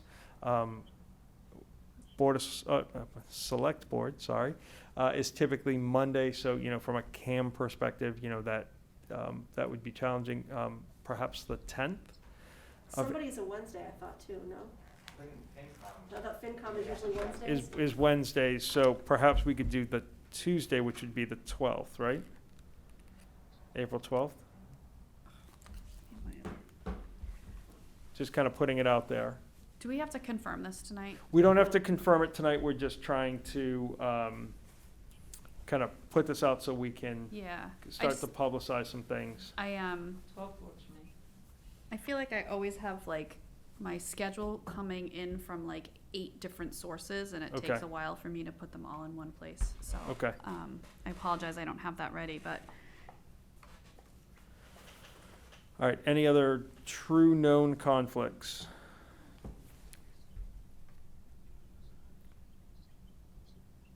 All right, so absence of kind of of those right now, what I'd like to do is kind of propose out, I'll work with Michelle, just some different dates for some of the ones that we have. So perhaps we can do the 12th of April and move forward with that. And then look at, some of those May dates. We tend to meet the 2nd and the, well, actually, it kind of varies a little bit because of school vacations, thank you. But, maybe there's a little bit of changing. Typically, the week of town meeting. We don't necessarily like to have a meeting that week as well, because that's a Tuesday meeting, and then it would be a following immediate Thursday. I can say that the Tuesday, April 12th, there's a 9 a.m. Council on Aging. I don't think we'll interfere with that. And there's a 7:30 ZBA meeting. So Okay. depending on Cam's availability for April 12th of 2022, maybe we could perhaps even a little earlier that Yep. day. Okay. All right. So I'll work with Michelle on some possible dates. We'll work with Cam to try to see any potential conflicts, and then go forward with that. Fair? Thank you. Okay. Perfect. Try to be flexible. And all right, 2 other things. We've got a surprise guest speaker coming up, but I do want to remind people tomorrow, if you have not picked out your clothes, it is Wear Yellow Day for CPAC awareness, supporting children with special education needs. And so just a little bit of solidarity for some of our students. And I think, if I remember correctly, they were doing some light up of, was it the Zachem Bridge? And The whole month of November. the whole month is, I Light it drove up the other- yellow? I thought it was the whole month, no? I thought the bridge was just that night. Oh, it's No, just it's tomorrow, that oh, it's night. just that, sorry. I drove it excited. That would be recently at night. I didn't see it lit No, you're up. right, you're right. Right. Okay. It's Saturday night, yeah. And I tomorrow feel like night. that's, Friday the night. State House was doing something as well. Were they lighting up yellow as well? I don't know. Cool. I thought I heard that. I don't know. Maybe it was just a Zachem. So I don't know what I have yellow, but wear yellow tomorrow. And then the last thing, our special speaker, we'll turn it over to you, Ms. Picard, for an update on Crest. I was wondering who the special speaker was going to be. Surprise. Yeah, I just wanted to let the committee know publicly that the Crest Board of Directors met yesterday, and I'm on that board representing our district. And we approved a clean audit once again, which we have done for the whole time that I've been serving on that committee. Although some years in quite the distant past, there were some challenges. So we're doing really well financially as the collaborative. And we did vote yesterday to return surplus funds as tuition credits. We've done that for the past 2 years, and we're doing it again this year. The administration presented the draft form of their annual report, which will be finalized in December and will be distributed to you all, probably electronically. Sometimes I bring in the paper copies for you all, but it's a really great document that explains all the different programs that they have there. And I think we are in line to receive something around $24,000 in that tuition credit for this financial year for FY22. And If anybody has any questions, I'm happy to answer them. I was just going to say briefly, well, one, thank you so much for serving as our representative, but I did share the link that you sent to me with the rest of the committee as well. So I'm sure you all read that last night in full detail. They do a beautiful job. I'm really pleased with the work that they do over there, and it's been a pleasure to serve on that board. No, it's a great group. Okay. All right. Any other questions? All right, Dr. Mealy, School Capacity Project. As you mentioned, we have been continuing the public forums, including meeting with the Select Board, which was a very productive meeting, very encouraging response from them. And so we now have done 7 of them. Of the 8, we have 1 left on December 1st at the Youth Center. And that'll finish up our fall public forums. And we continue to work with the town manager and the facilities master plan group to put together the funding plan. Dr. Gilligan has an announcement regarding MSBA. He just received this evening. Well, I don't want to. It's not good or bad. You built it up. All right, Dr. Bailey. Sorry. I do have an email I sent up for some clarification. I just got it, so I didn't have a chance to share it with you guys yet. I actually have a hard copy I was going to share with you tonight. But I I did get an email, just printed it now when I left the room. All right, thanks. Good afternoon, Superintendent. I wish to inform you that the MSBA has determined recommendations for invitation into the eligibility period will occur at the Wednesday, March 2nd, 2022 Board of Directors meeting. We are continuing our due diligence and will be in touch in the next few months, either by letter or phone call, indicating the need to refile in 2022 or to hold off on refiling, as we are proceeding with a recommendation to our Board of Directors for an invitation into the eligibility period. So I have shared this with the town manager, and I also emailed back just for clarification, just to make sure, just for clarification, does this mean that you're putting off all of the decisions until March 2nd? And that's what it sounds like. Right, to because me. they haven't had the December meeting yet, which Yeah. is when they were going to make the first. So it sounds like they're pushing them. Yeah, what them are all they waiting off. for? What's the holdup? I have an email in and a phone call in, and as soon as I get more information, I will certainly share it. Because it's got to be true for everybody who's applied. Like that throws off everybody Everything. desperately. Yeah. Well, it was a little nerve-wracking, as someone who was a senior in high school, and I know college acceptances must be coming out, and you guys have college kids. When I get to the first line, I write to inform you that the MSBA has determined, and I was getting all excited, and then I kept reading, and No, we're gonna wait. they determined we're going to wait again. You've Ah, been that's- deferred Thanks to for regular keeping us admission. updated, but what the heck? I think it was a really good visit. I think I was encouraged. I think that we'll, as soon as we hear more, we'll hear more. It's better than saying you're out. And we're continuing to work. We will continue to work with the town manager, and it's, we keep moving ahead, so. Does this delay anything? I don't think so. No. Makes No. more plans. No, it just means that what we'll present will be both models versus just the one. Yep. Yep. And in talking with the town manager, just really to piggyback onto that, she has been working on a number of different strategies and timelines and funding plans for that. I think the request that she had for if we knew in December was that it might impact how the warrant was drawn up for town meeting. Right, that's what I was So, thinking so too. what she did say was that, we may go to print with both or multiple motions in the warrant, and then pull one back based upon any decision or something like that. But I think we will perhaps miss a printing deadline based upon town charter rules for when that comes in. So I think that may be the only. But we can still vote at the town meeting. Correct. Yeah, I think the plan will still be to be moving forward. That's Yep. good. Correct. All right. Mr. McDevitt, Yes. are we imagining a full-out campaign with like sound bites and, I don't know, logos, 3 points in a poem? Like, what are we imagining it might look like in the future, and what should we be preparing for? So we are going to, I think and Dr. Mealy can certainly jump in, and Dr. Gilligan as well. In the fall, I think we wanted people to, our goal was to vote on it, right? And I think we did that September 25th, 26th or something like that.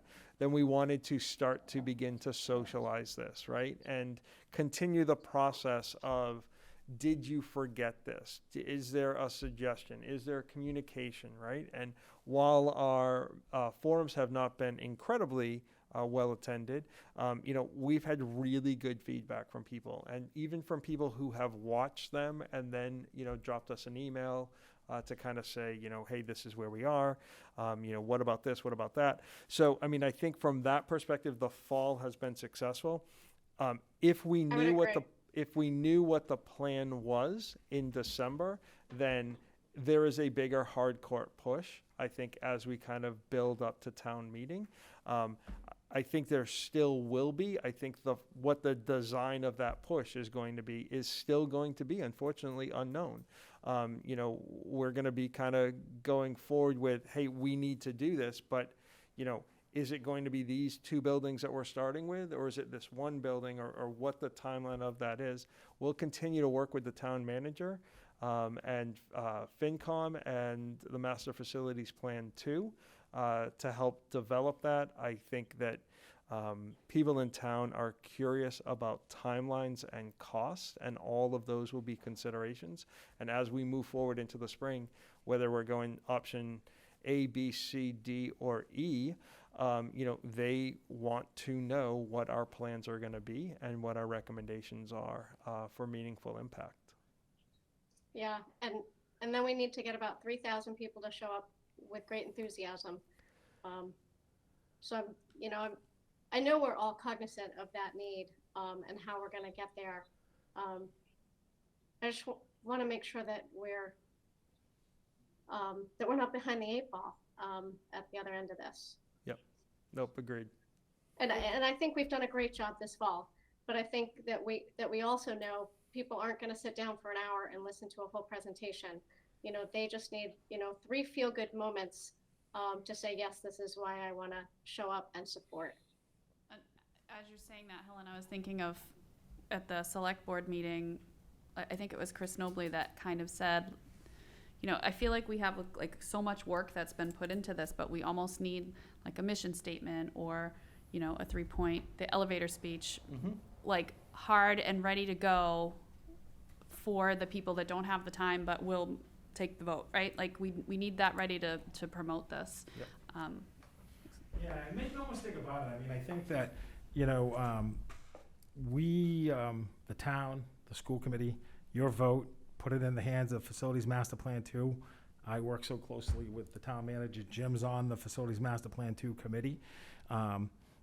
They're looking at all these options of order, funding plans, all of those things. And so it's really important, with the timeline of them coming out with some different options, then those are really concrete, right? And those are the ones that you can really speak to. I think that for the fall, more than anything, it was making people aware of what our needs are. And so I think that's been good. Dr. Mealy? Yeah, no one's been more disappointed than me at the turnout at these forums.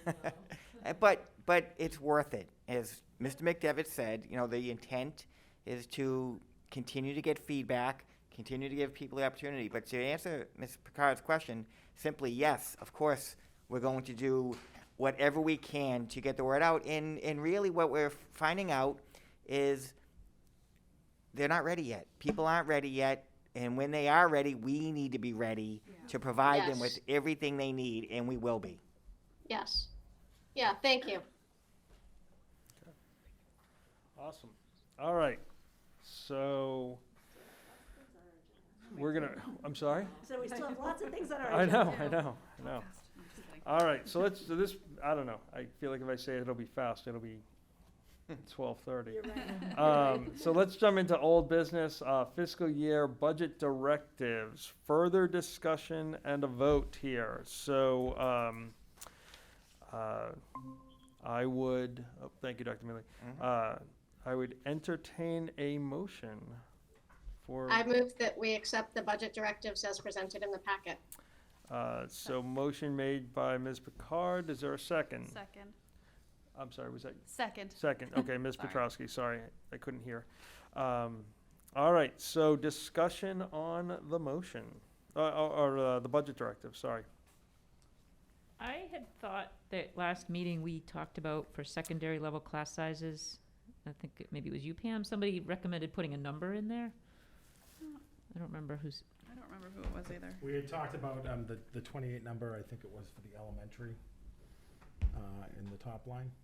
I I had think brought we up- also talked about secondary, we said, that's vague, could we get a number in there? I thought somebody brought it up, because I agreed with I it. had brought up wanting to have that information. Okay.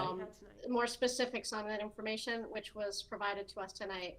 I don't necessarily feel like we need to have a number in this document because I think it gets kind of messy when we start saying in core subjects under these circumstances, excluding, interdisciplinary and, music and art or, whatever. It just feels like that could get very messy. But I did appreciate having the specific information for us to understand it better. Did we get it from the middle school? We did not. It's 23 and a half, roughly. right around, the class average is 23 and a half. Related arts are at 28, and some of those are doubled up, as you know, they're big classes. So it's been big. Slightly down from where we were before. That's also based on some population fluctuation. Yeah, it just, we added a 6th grade teacher to even out a team.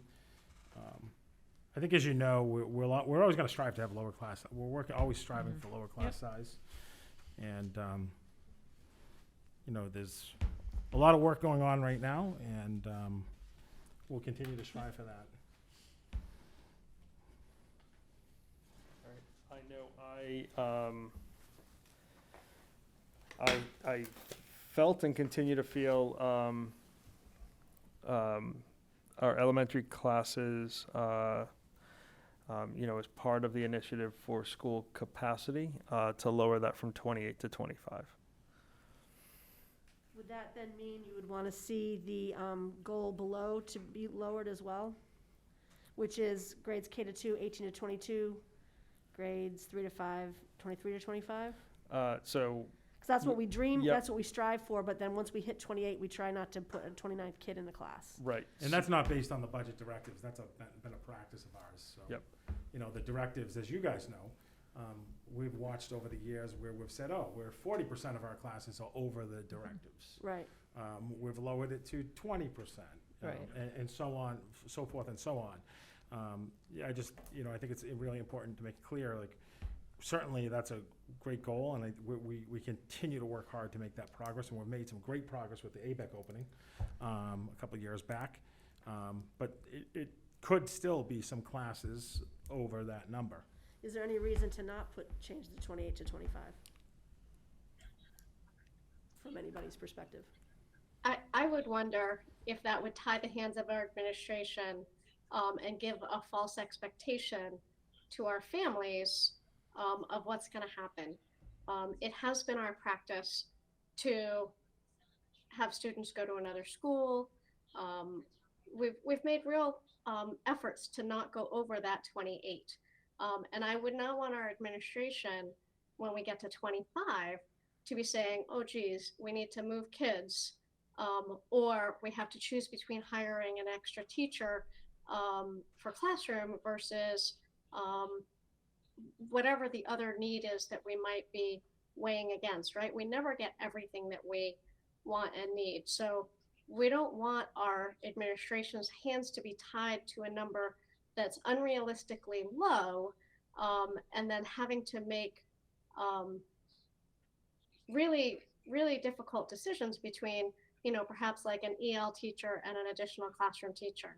I think to keep with a realistically, we've got our goal size classrooms, and we're meeting those targets fairly well at this moment. I would be concerned that we would be setting an unrealistically low number that would then put pressure on the administration to be looking at that number, because we can't name all those other needs that we have specifically in our budget directives. So I would argue the opposite on that. I mean, I think this is a budget directive. As we work with Dr. Gilligan, we're advocating for spending, approximately $100+ million in terms of schools and renovation. And I don't think anyone is going to look at that and say, yes, we should do that, and we're going to spend all that money, and let's have my kid in a class of 28. And so, I think the goal of lowering that is, it's not a requirement. It's not hard and fast. I mean, if there is a circumstance that requires there to be a 26 student in a classroom, there's no law that is broken. I think that as Dr. Gilligan puts together the budget is plan and staff so that we have no classrooms, or as we do not plan for a classroom to be at 26, 27. But if 3 students move in and they happen to be triplets and they live across the street from, any school, I think we would probably start to have that conversation at a school and an administration level. So I would recommend, dropping that to 25, but. And just to be clear, when the budget directives, that's the compass. That's what guides I've always seen that's what guides us. And as you know, we've continued to lower class size, but we still have 6 classes, district-wide over the guidelines, the recommended guidelines. And we have to do what's best for families and kids. And there's unique situations, but certainly, that number is tied to elementary. So if it was 28, we still may have a class that's over. But we're shooting for it. That's what we're saying, right? We're shooting to lower class size, and I think that's always what we've done. But then will that change then the conversation? So if you're looking at class sizes in the summer, whenever you make them, or in the spring, if you're getting close to that 20, instead of looking at it with 28, okay, we've got some wiggle room before we have to add a class to that grade. Now we'll maybe have that conversation at the 25 mark, we may need to add, and that's not necessarily a bad thing, right? I think it's more, it's more of like the situation. So, you go one over, doesn't mean we're adding another teacher, because now we're at a class size of. No, and that's not, I don't mean like one or two. No, I just mean like yeah. if we're looking at the lens with a smaller number, then that's only going to benefit our students to, right? Like then, Right. I'm not saying like one or two over. Do you know what I mean? Yeah, Do you know well, what I'm saying? it ultimately just means when the team produces and shows us how it's worked out, that. They have these goals in mind. Right. Yes. And that they'll say it used to be 3 classes were above, 28. Now there might be 6 classes that are above 25. Like, it doesn't mean that, we take. But away I don't think money. that's what's been reported out. I think what's been reported out is the number of classes that haven't met our goal sizes. And meaning our goal size is 18 to 22 and 23 to 25? Or Correct. the 28? No, that's not a number we've reported out on. That's been the number that has created that practice of having kids go to other schools or. It's been a practice. I can't say it's been tied to the directives. It's just in North Andover. We've certainly at elementary gone over 28 over the years. I know for sure. But I also know that, as we've worked to reduce class size, 28's kind of become a number. Like if we have a move-in and we can provide busing, we try to get them into a school that works. Because we have to provide busing if they're out of district.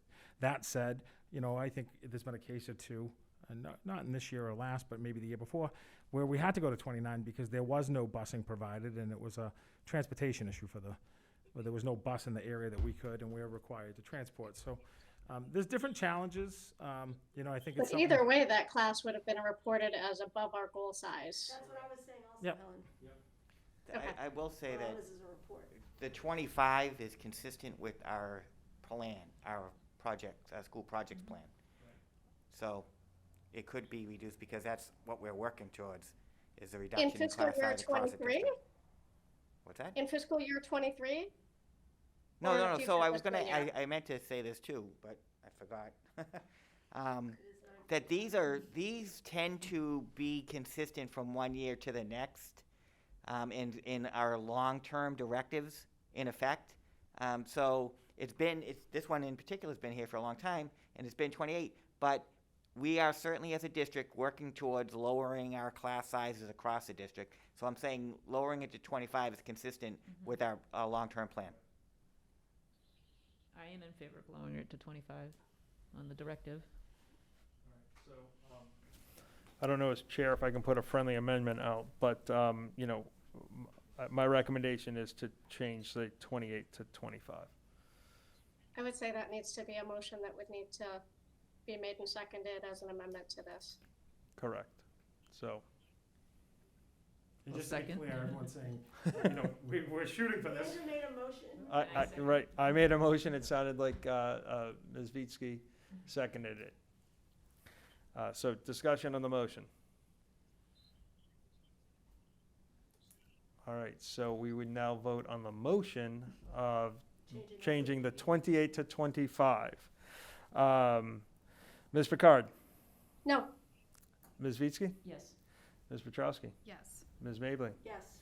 And the chair votes yes, so 25. So now additional discussion on the motion as presented. And Dr. Mueller, if you could change the 28 to 25, that'd be fantastic. If you can be live. There you are. All right. Additional discussion on other bullet points.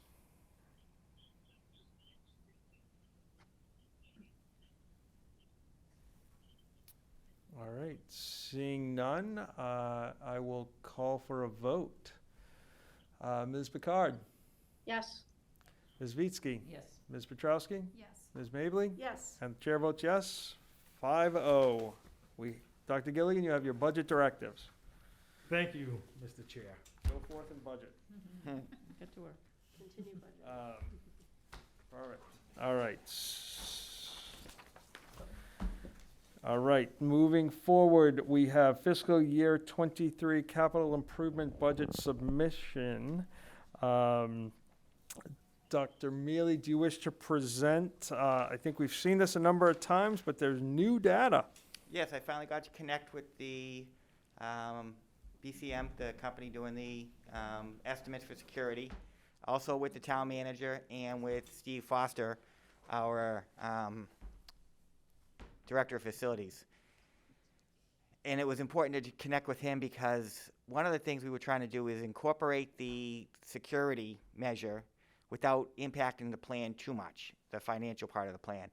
And we have Thompson and Sargent paving coming up next year, and that will, the 200,000 that's in there will cover that. And then the annual 100,000 will cover what we need to do going forward to maintain, because one of the things we need to see is when these other projects are going to be done, and that would include paving as well.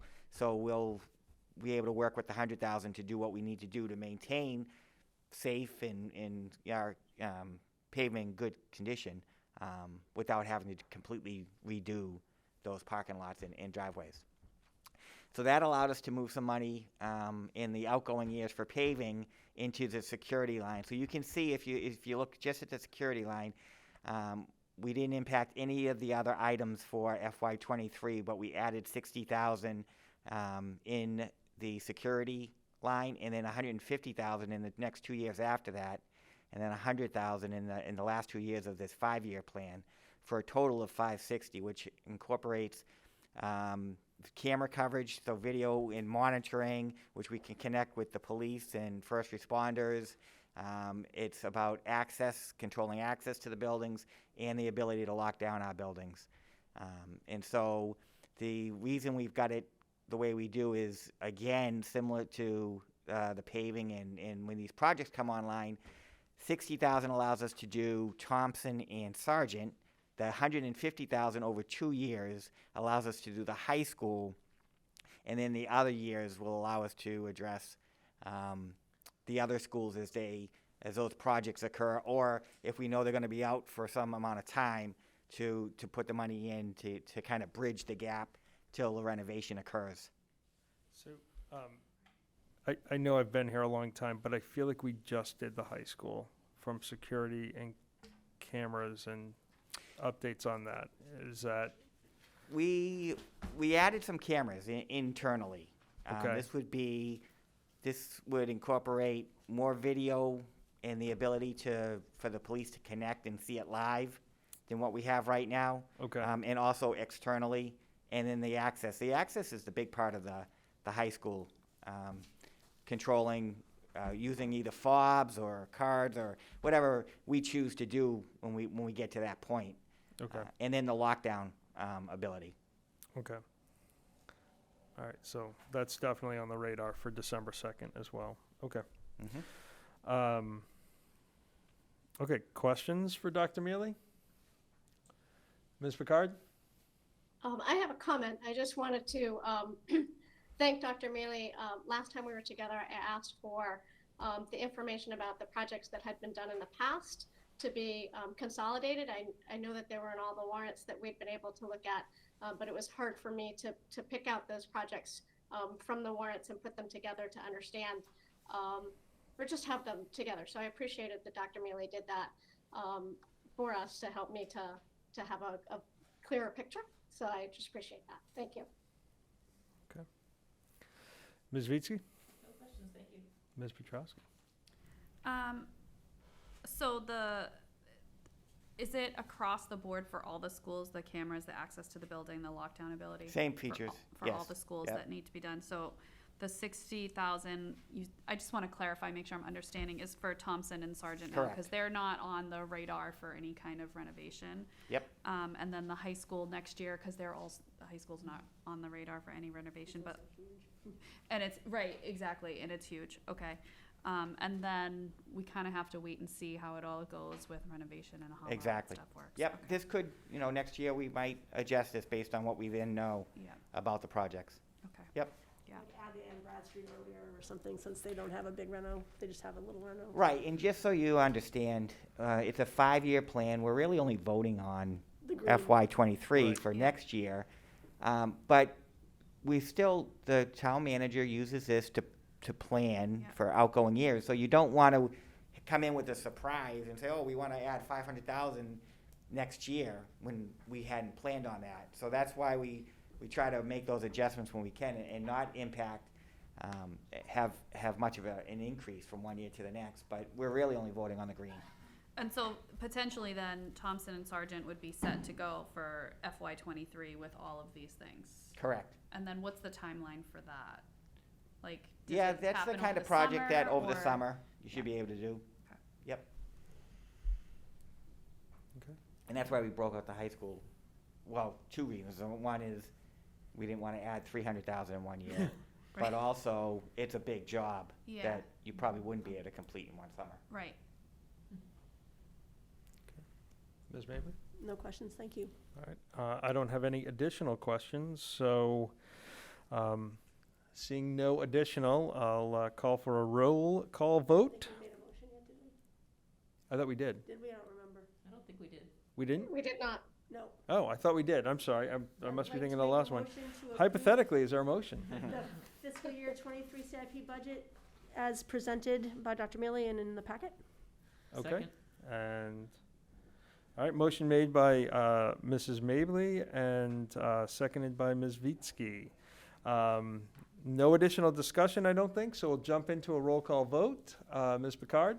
Yes. Ms. Vitsky? Yes. Ms. Petrowski? Yes. Ms. Mably? Yes. And the chair votes yes. 5-0. Fiscal year 2023 CIP budget is recommended to the town manager. All right. Dr. Mealy, the the food services revolving budget accounts, which I've got to catch up here on my, here we go. Yep, so this one shouldn't be a surprise. We had talked about last year when we approved the revolving account budgets that we were asking you to approve them as we've had them in the past without understanding completely what impact COVID-19 was going to have on the revolving account budgets, and that we would come to you when we had a better handle. So I met with Erica, and as she mentioned when she was here, was that the last meeting? Yep. Yep. That they're free lunches for the year, and we're continuing to serve meals to the community. So not surprisingly, that means expenses are much higher than they would be in a normal year, but also revenues are much higher because she's getting the reimbursement for those meals. And so what we are coming forward with is her projection of what the year looks like for FY '22. And you can see the big increases in the materials and supply lines and the salaries for employees who are working more. And in the revenue line, you can see the reimbursement of $2.7 million versus $565,000 to make up. So you can see that the additional expenses, our total expenses are projected to be $2.6 million, with the projected revenues being $2.9 million. Okay. All right, questions on this for Dr. Mealy? Ms. Picard? Just a comment that the link on the agenda is not allowing access.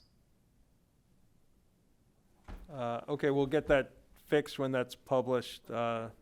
Absolutely, yeah. Okay. But otherwise, no questions, thank you. Perfect, thank you. Ms. Vitsky? I just, out of curiosity, why would health insurance go down so much when when salaries are increasing? Yeah, it's the same employees, and it's continuing from one year to the next of who's choosing.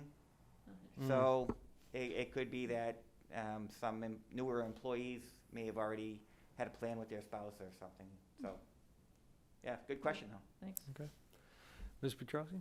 No questions, thank you. Ms. Mably? No questions, thank you. So I have a question. So the food is being reimbursed, correct? It's a by meal. Okay. Is the reimbursement.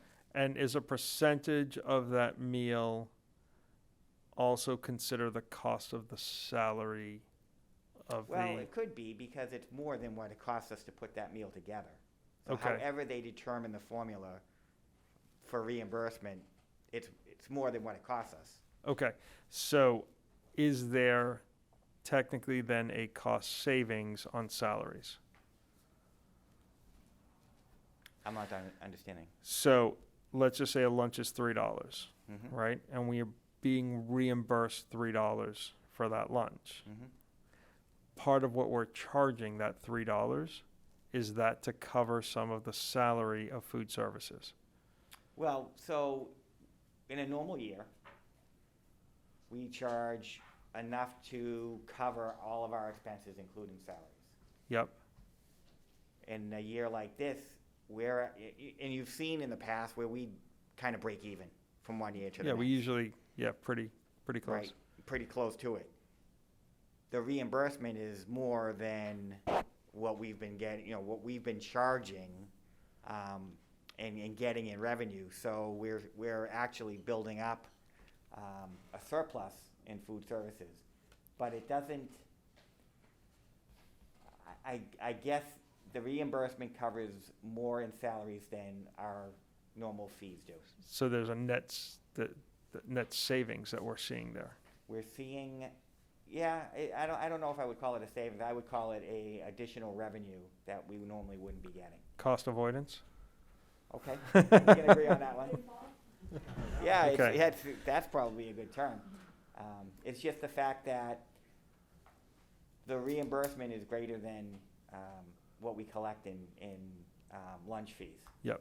Yep. So I'd be curious to see what that breakdown is, and then identify where, obviously those funds are allocated and are in the budget for food services, right? So if that money is to move anywhere, it has to come back to the committee It to doesn't be move. approved. You'll never have me asking to move it out of food services. It's for that purpose, and I think we saw last year where Erica got some freezers. Yep. The middle school one's coming in, the Bradstreet went in, Atkinson is going in. So she's using the money to make some capital investments that have been long overdue. At some point, we'll definitely have to have the conversation. I've talked to Eric about this, Yep. of where we stand. Probably at the end of this year, we'll have a good amount in there, and it's, okay, now what do we do with that? Right. Yep.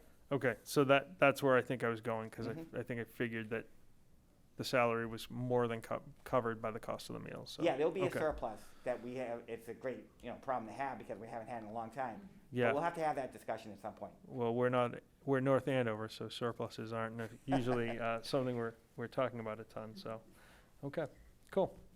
And I would have to say too, that I'm impressed that we've been able to increase our meal services significantly, increase our employees significantly without having an increase in the administrative and secretarial and clerical expenses. Yeah, it shouldn't go without saying. I'll take this opportunity to say that the food services department has been tremendous. Everyone's been tremendous, and we're talking about them now, so I'll talk about them and say that the staff has really stepped up and responded to the needs, and worked a lot more hours than they have in the past, and done yeoman's work in doing so. And Erica and her support group has stepped up as well, and food services just performed above and beyond, just like everybody else. But I'll single them out right now. Awesome. Thank you for doing so. Correct. All right. There is no public remaining because they're all Did we actually do the vote? they're at halftime. Did we do the vote? Is this a first reading? First sorry, reading. no, you're right. First reading. Yep. And we don't need it We don't need to suspend the rules. Okay. Any It member? does say further discussion and vote, no? I said the Oh, no, same no, thing, no, but sorry, I'm first looking reading. at the wrong spot. Sorry about that. Yep. All right, no public comment. Any member comments? New item. Surprised you, huh? Michelle, surprised me. Because we always do it, so. Do a whip around. I have a couple things to share, Chair McDevitt.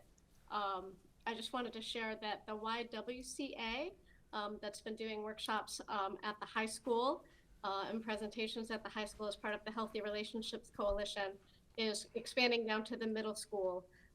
So that's been happening at the high school for a few years, and it's going to be expanded to the middle school. So that's part of the goals of the Healthy Relationships Coalition. And the BRC met this week, and they plan to invite Lorraine and/or Kristen to speak about PD and curriculum as it relates to anti-racism, anti-Semitism, and homophobia. All right. Ms. Vitsky? No comments. Ms. Petrowski? No, I just, I attended the field hockey banquet last night, and it was a wonderful event, and it was so nice to see just like the team. Well, it's so nice to see them all dressed up and celebrating each other, and the coaches have done a fantastic job with that whole program, and I was thrilled. So that was nice, normal. And I will be at Fenway on Tuesday with my family. I'm super excited about it. Awesome. Ms. Mabley? I will be at Fenway as well, and I'm excited about it, and appreciate the meeting tonight. Despite it being long, it was really a lot of good stuff, so thank you all. No. Very good meeting. Thank you for your patience with that. Obviously excited for the for the football game and the Thanksgiving break, and opportunity to be thankful for our community and how we celebrate. The other quick thing I would just add is, just as important to me as the football game is all states for the boys and girls cross country team. So for the first time since I think 2008, both teams have qualified. So very excited. Hopefully we'll have a great running day, and excited for that. And excited to the loomingness of senior year is coming in. So I know some of you know that all too well. So with that being said, at looks like 9:57, with the Patriots up 13-0, I would see if there's a. Some of us record. Oh, sorry. It's tied, Helen. It's tied. When you start watching, it's tied. Thank you. 0-0. 0-0. I would entertain a motion to adjourn. So moved. So motion made by Ms. Vitsky. Second. Second by Ms. Petrowski. Any discussion? Roll call vote. Ms. Picard? Yes. Ms. Vitsky? Yes. Ms. Petrowski? Yes. Ms. Mabley? Yes. The chair votes yes. We are adjourned.